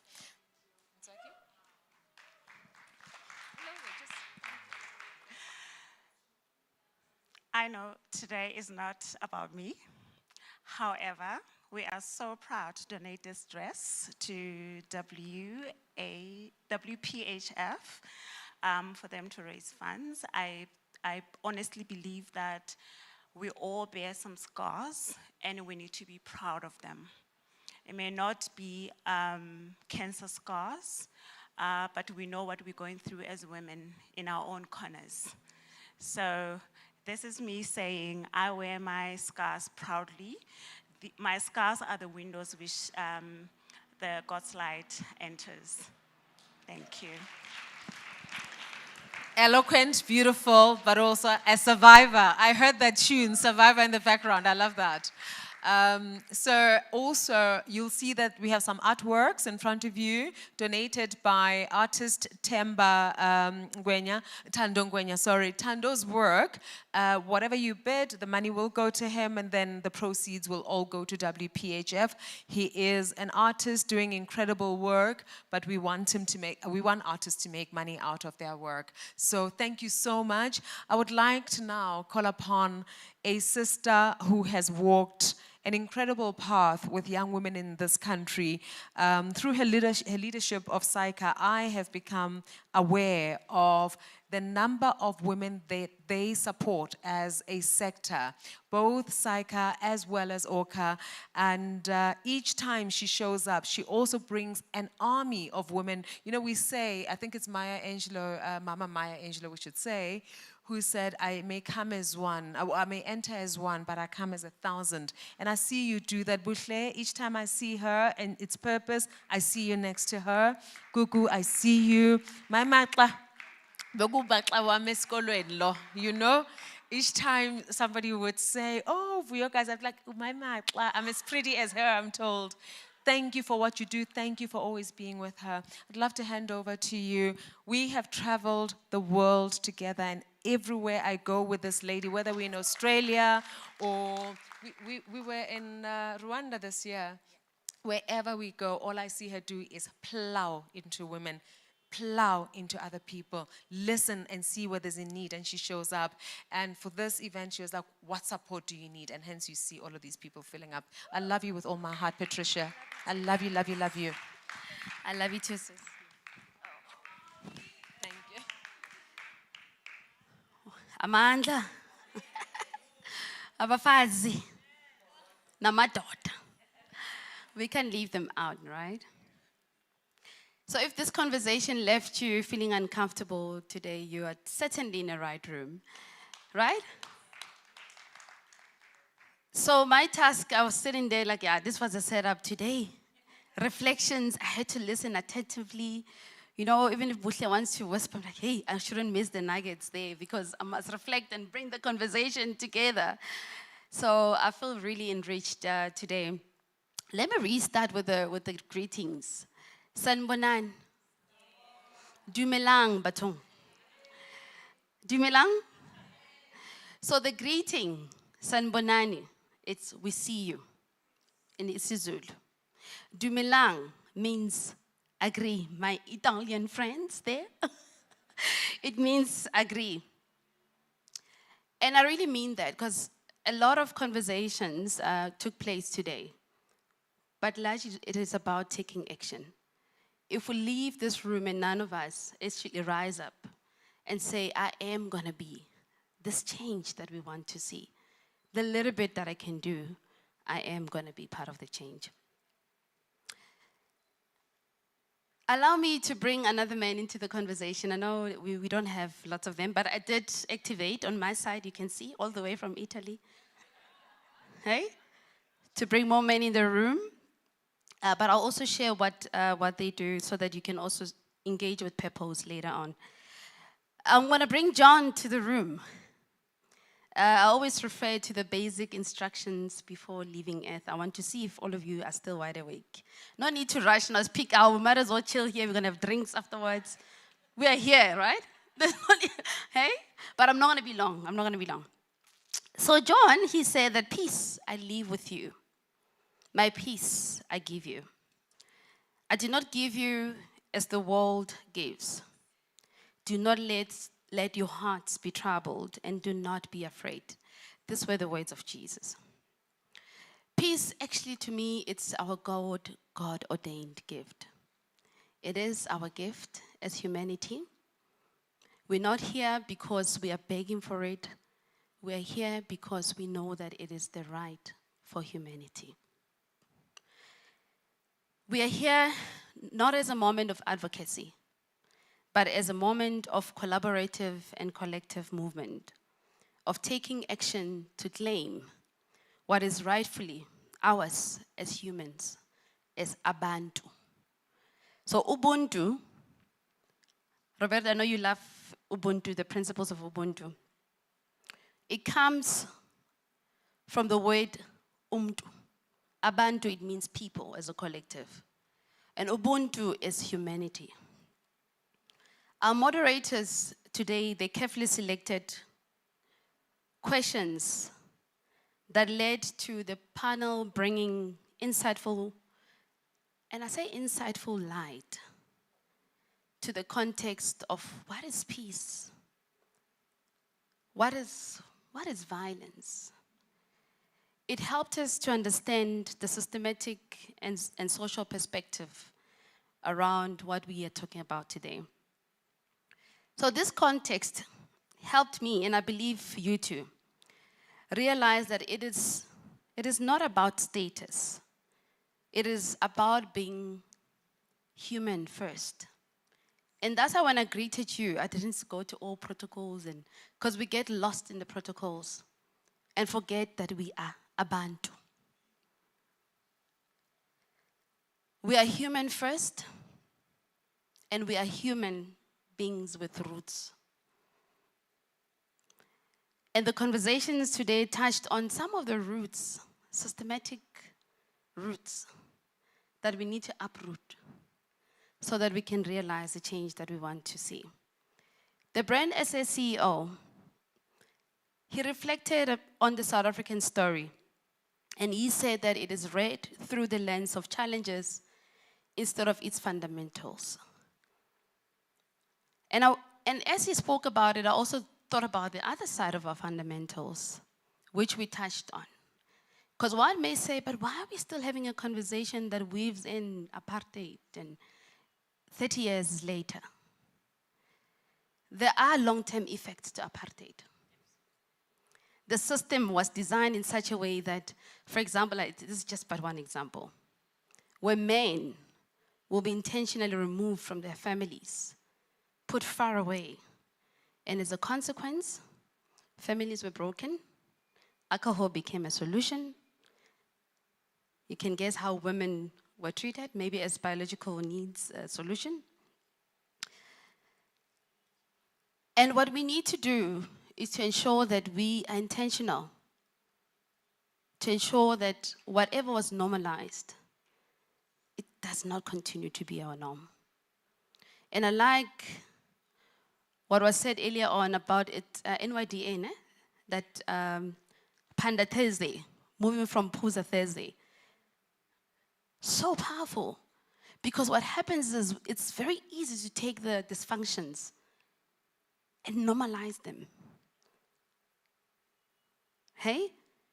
So there is a need for us to be intentional. And I was telling Pilot for today, Dr. B, Dr. Bandile, you started off with a powerful reminder that the absence of, and I added civil war, because there's war every day, there's war internally, there's all types of war that we're dealing with. But you reminded us that the absence of war does not mean that there is peace. And as I was listening carefully today, so for those of you who missed the nuggets, I'm helping you to catch up, is that peace is not, in fact, this one is from me, because the lady that spoke earlier on about the structure, and I'm so sorry, I'm just going to say as it is, because I'm also thinking, Saika, you need to be clear what we stand for. We stand for inclusion. We stand for unity. We are part of the Rainbow Nation. And my sis, as you were talking about, even making reference examples to other structures that are not necessarily inclusive. And I was thinking that for us as well, we need to be intentional that we do not duplicate the very same structures that we are opposing and put a different color to it. Otherwise, we miss opportunities of what is it to be Ubuntu. And Ubuntu humanity doesn't start with a color. It starts with being the person, a person first, because we are first humans. So don't miss opportunities of seeing the person. For example, you made reference, my sis, to the Australian Awards. What was amazing this year, and even some members came to me, and non-members, not of my color, they said, we want to make a difference in South Africa. What can we do? One of the ladies that won, not of my color, she's doing amazing work in Soweto, helping the community there. So that's why I'm emphasizing Ubuntu, that we are human first. Because if we think about ourselves as a rainbow nation, as South Africa, if I remove one color out of the 7 colors of the rainbow, then we're not a rainbow nation. And I know it may be challenging our hearts and minds today, but let's also reflect on that. So the speakers today, they reminded us that peace is inclusion, it's access, it's dignity, it's economic freedom, it's health, physical and digital safety, not just in the corporate space, but even in our communities. And it's psychological safety. I know, Katie, you also spoke to that. And I want to add, it's functioning families. It is love. It begins with healing as well, to deal with what has been passed down through generational dysfunctions.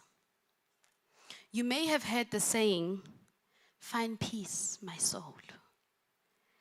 Your soul will only find peace when you choose to show up for others with the intention to keep the light on the path for others to also find and reclaim their peace. It does take the entire ecosystem to be part of the solution, and we should lead to build structures that reflect our values And that's the key point that came out from the last panel now. And this value, again, I'll emphasize the value of Ubuntu. My sister's Pumla is the president of OCA. She's sitting right there. Current president. Pondo, I'm going to ask for your help. I need 3 candles. So the 3 ladies can hold the candle. And as we do that, Carol, my sis, I want you to come, please come closer. The candles must be lit, please, ne? Just as an analogy that you can please remember when you get back home. Yes. You can hold on to me. It's fine.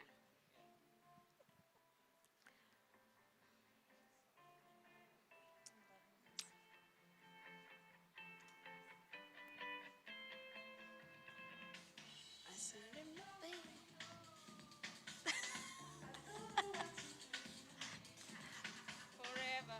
I know that. Oh, I was gonna. No, you can stand here. Bondo can give the other one. Hmm? Oh yeah.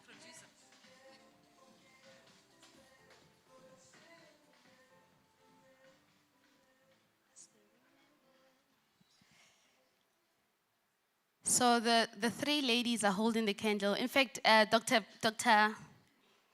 B, then we can release you, my sis. But you're not leaving your light behind, Anker. You're carrying your light. Yes. Aha. Right. So I just want to remind us that we are all carrying a light. But sometimes the light does go off, right? We try to protect it because the winds are coming through. You see what they're doing? And sometimes it may go off. But the light, as long as there is potential for the light to be on, and someone is holding the light, and is intentional to take a step to light the light that went off, we all have a responsibility towards each other. And the greatest responsibility is to ensure that the light that God has given you, that you light it for others. And that remember that even if when your light goes off, that you've got people around you that can reignite your light. So Carol, I just want to appreciate you, my sis, for choosing to be that light today. And you didn't come alone. You also brought many of us in the room. And we each and every one of us are carrying our own light. So thank you so much, sis. May God continue to bless you. Okay. Yeah. Thank you.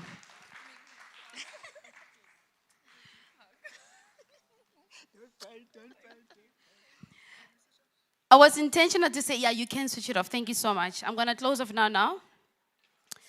I was intentional to call Dr. Bandile because the conversation is not complete without men. And a good friend was reminding me during lunch, when we were having lunch, that where are the men? So, and I appreciate the observation, especially the Italians. Someone went to greet Roberto earlier and said, yeah, you know, at least I can say this freely. And I was listening like, I'm not listening, but I was listening. So I can say this freely because we're not colonized by Italians.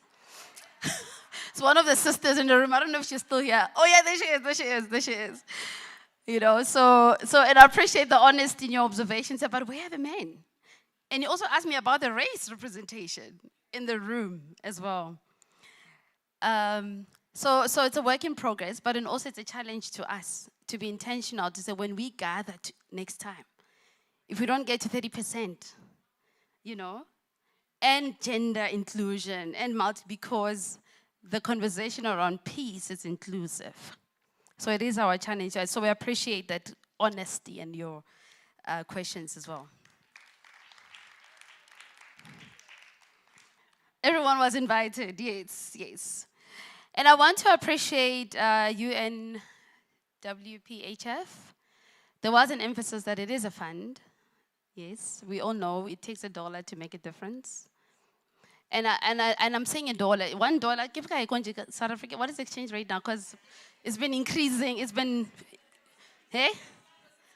17, 16. What is it today? 17. Eh?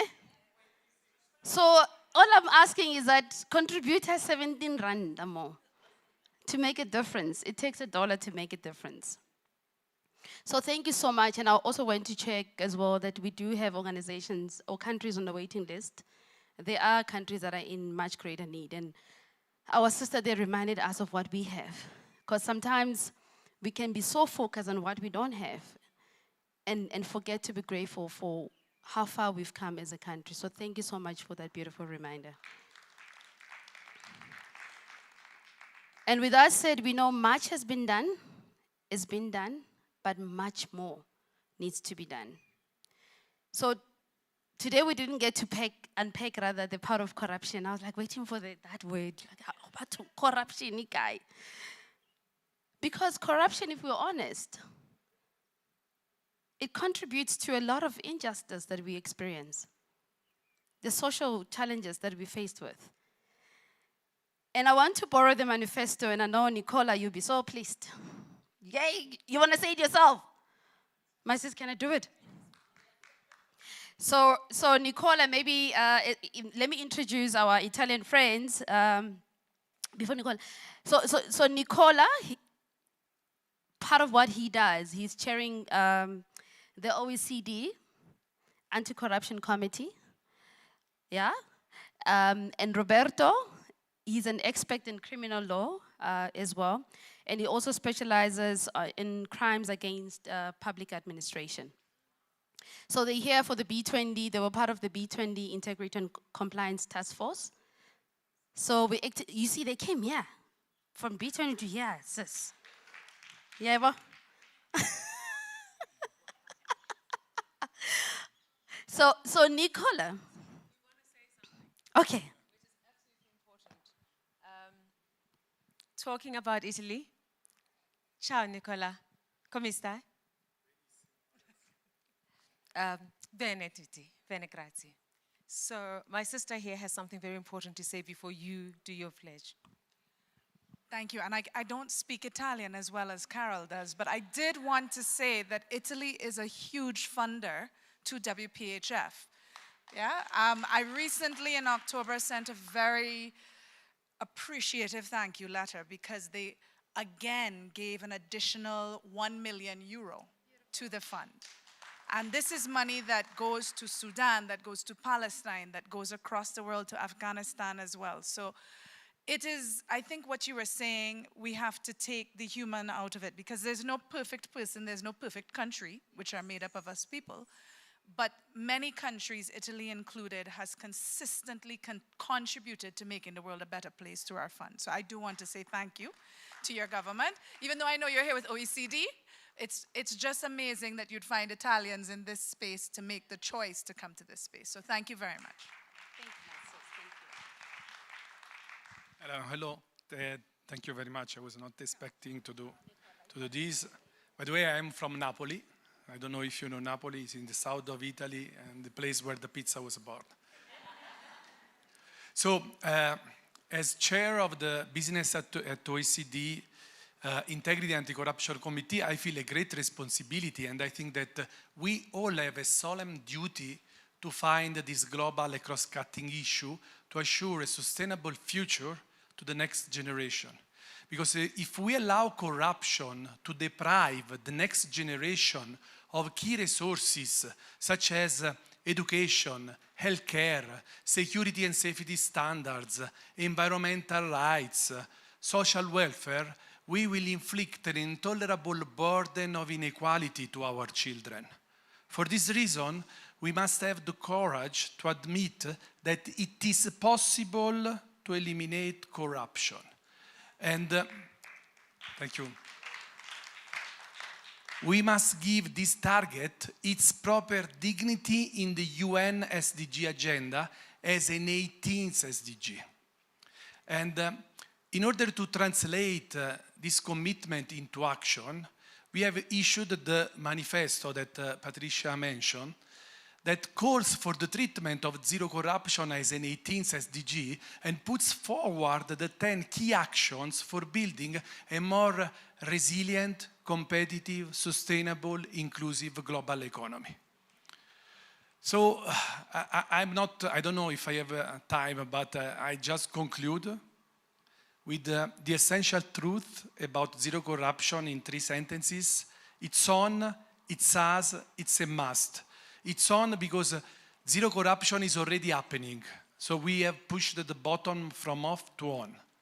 It's us because only together can we make it happen. And it's a must because we do not have a plan B. Thank you. Thank you, Patricia.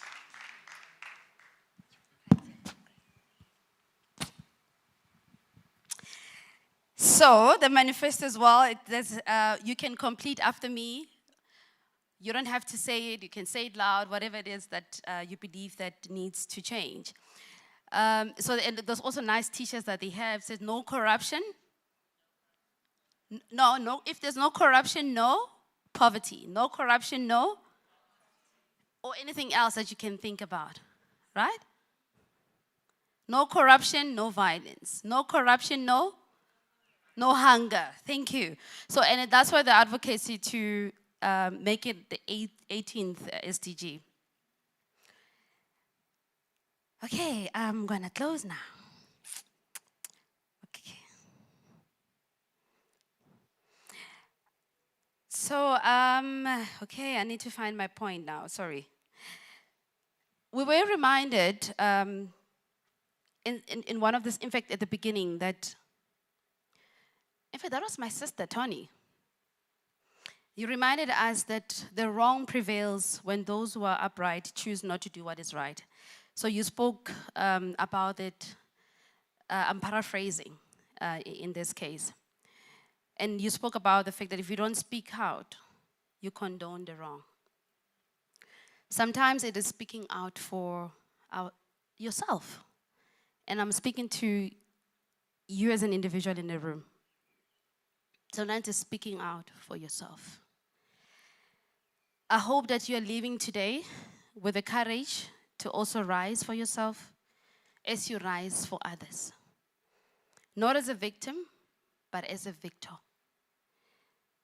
And I want to borrow from Twaki's experience as well, that you may also get the courage to turn your scars into your stars.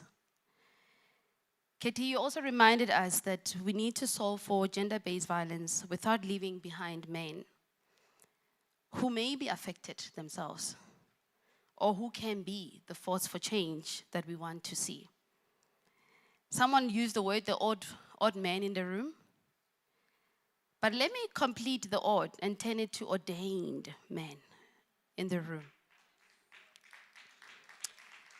So all the gentlemen in the room, please continue to be our allies. We need you. Continue to be advocates for change.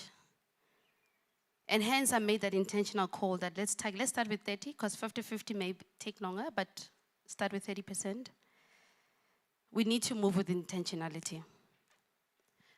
My dear sister, again, Tony, you reminded us again, if one of us is not free, none of us is free. That was your words. Those are your words. And this links very well to our theme, which reminds us that umuntu ngumuntu ngabantu. If you don't know that song, Google Brenda Fassie, umuntu ngumuntu ngabantu. If you don't know the saying, then that song will help you get to, at least say it, because you will sing along. But what it means is that a person is a person because of the person that you are. I am because you are. May you find peace and remember that peace begins with you. Sister Nagi, you called us to remember our why and why we need to do what we are doing. And remember to take action with a balance of gratitude. In line with our G20 theme, you also reminded us to work together in solidarity. So I want to leave you all with this. Let us rise together and build a thriving, not only South Africa, but thriving Africa and a thriving world. Resistance, we're reminded again that it's in our DNA. We do have what it takes to model the way of peace, and the way of ensuring that no human being is left behind. No one of us is truly, truly free until all of us are free. So aluta, not just aluta in love, continua. I thank you so much.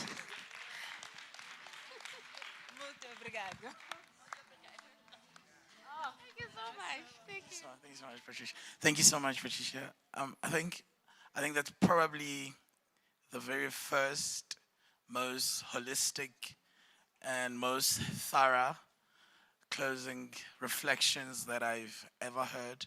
And you can tell Uguti Besivalelwa, yeah, accountant. She brought all the details and all the numbers. Everything had to balance.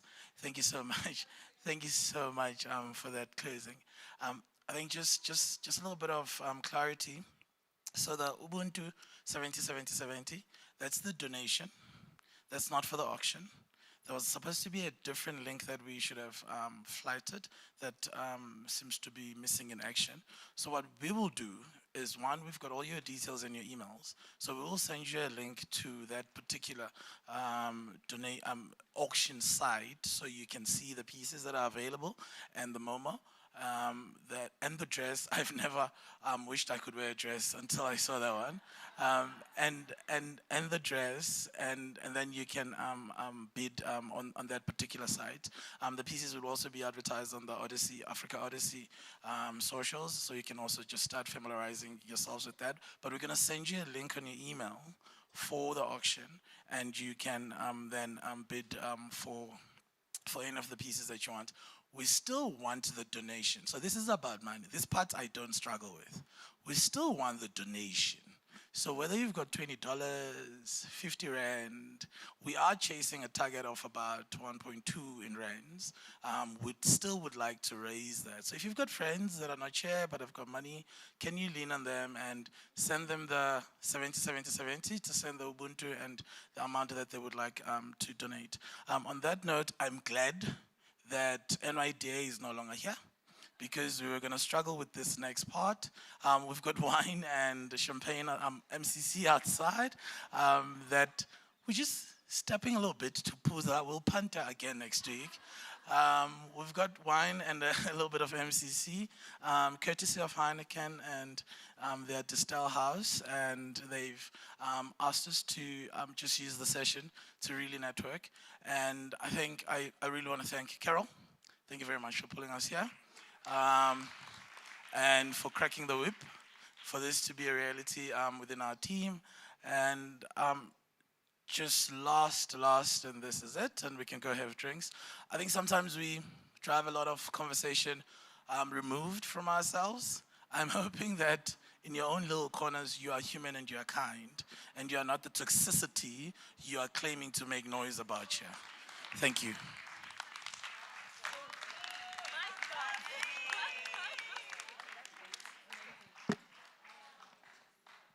Guys, drinks outside. Please come join before NYDA gets back.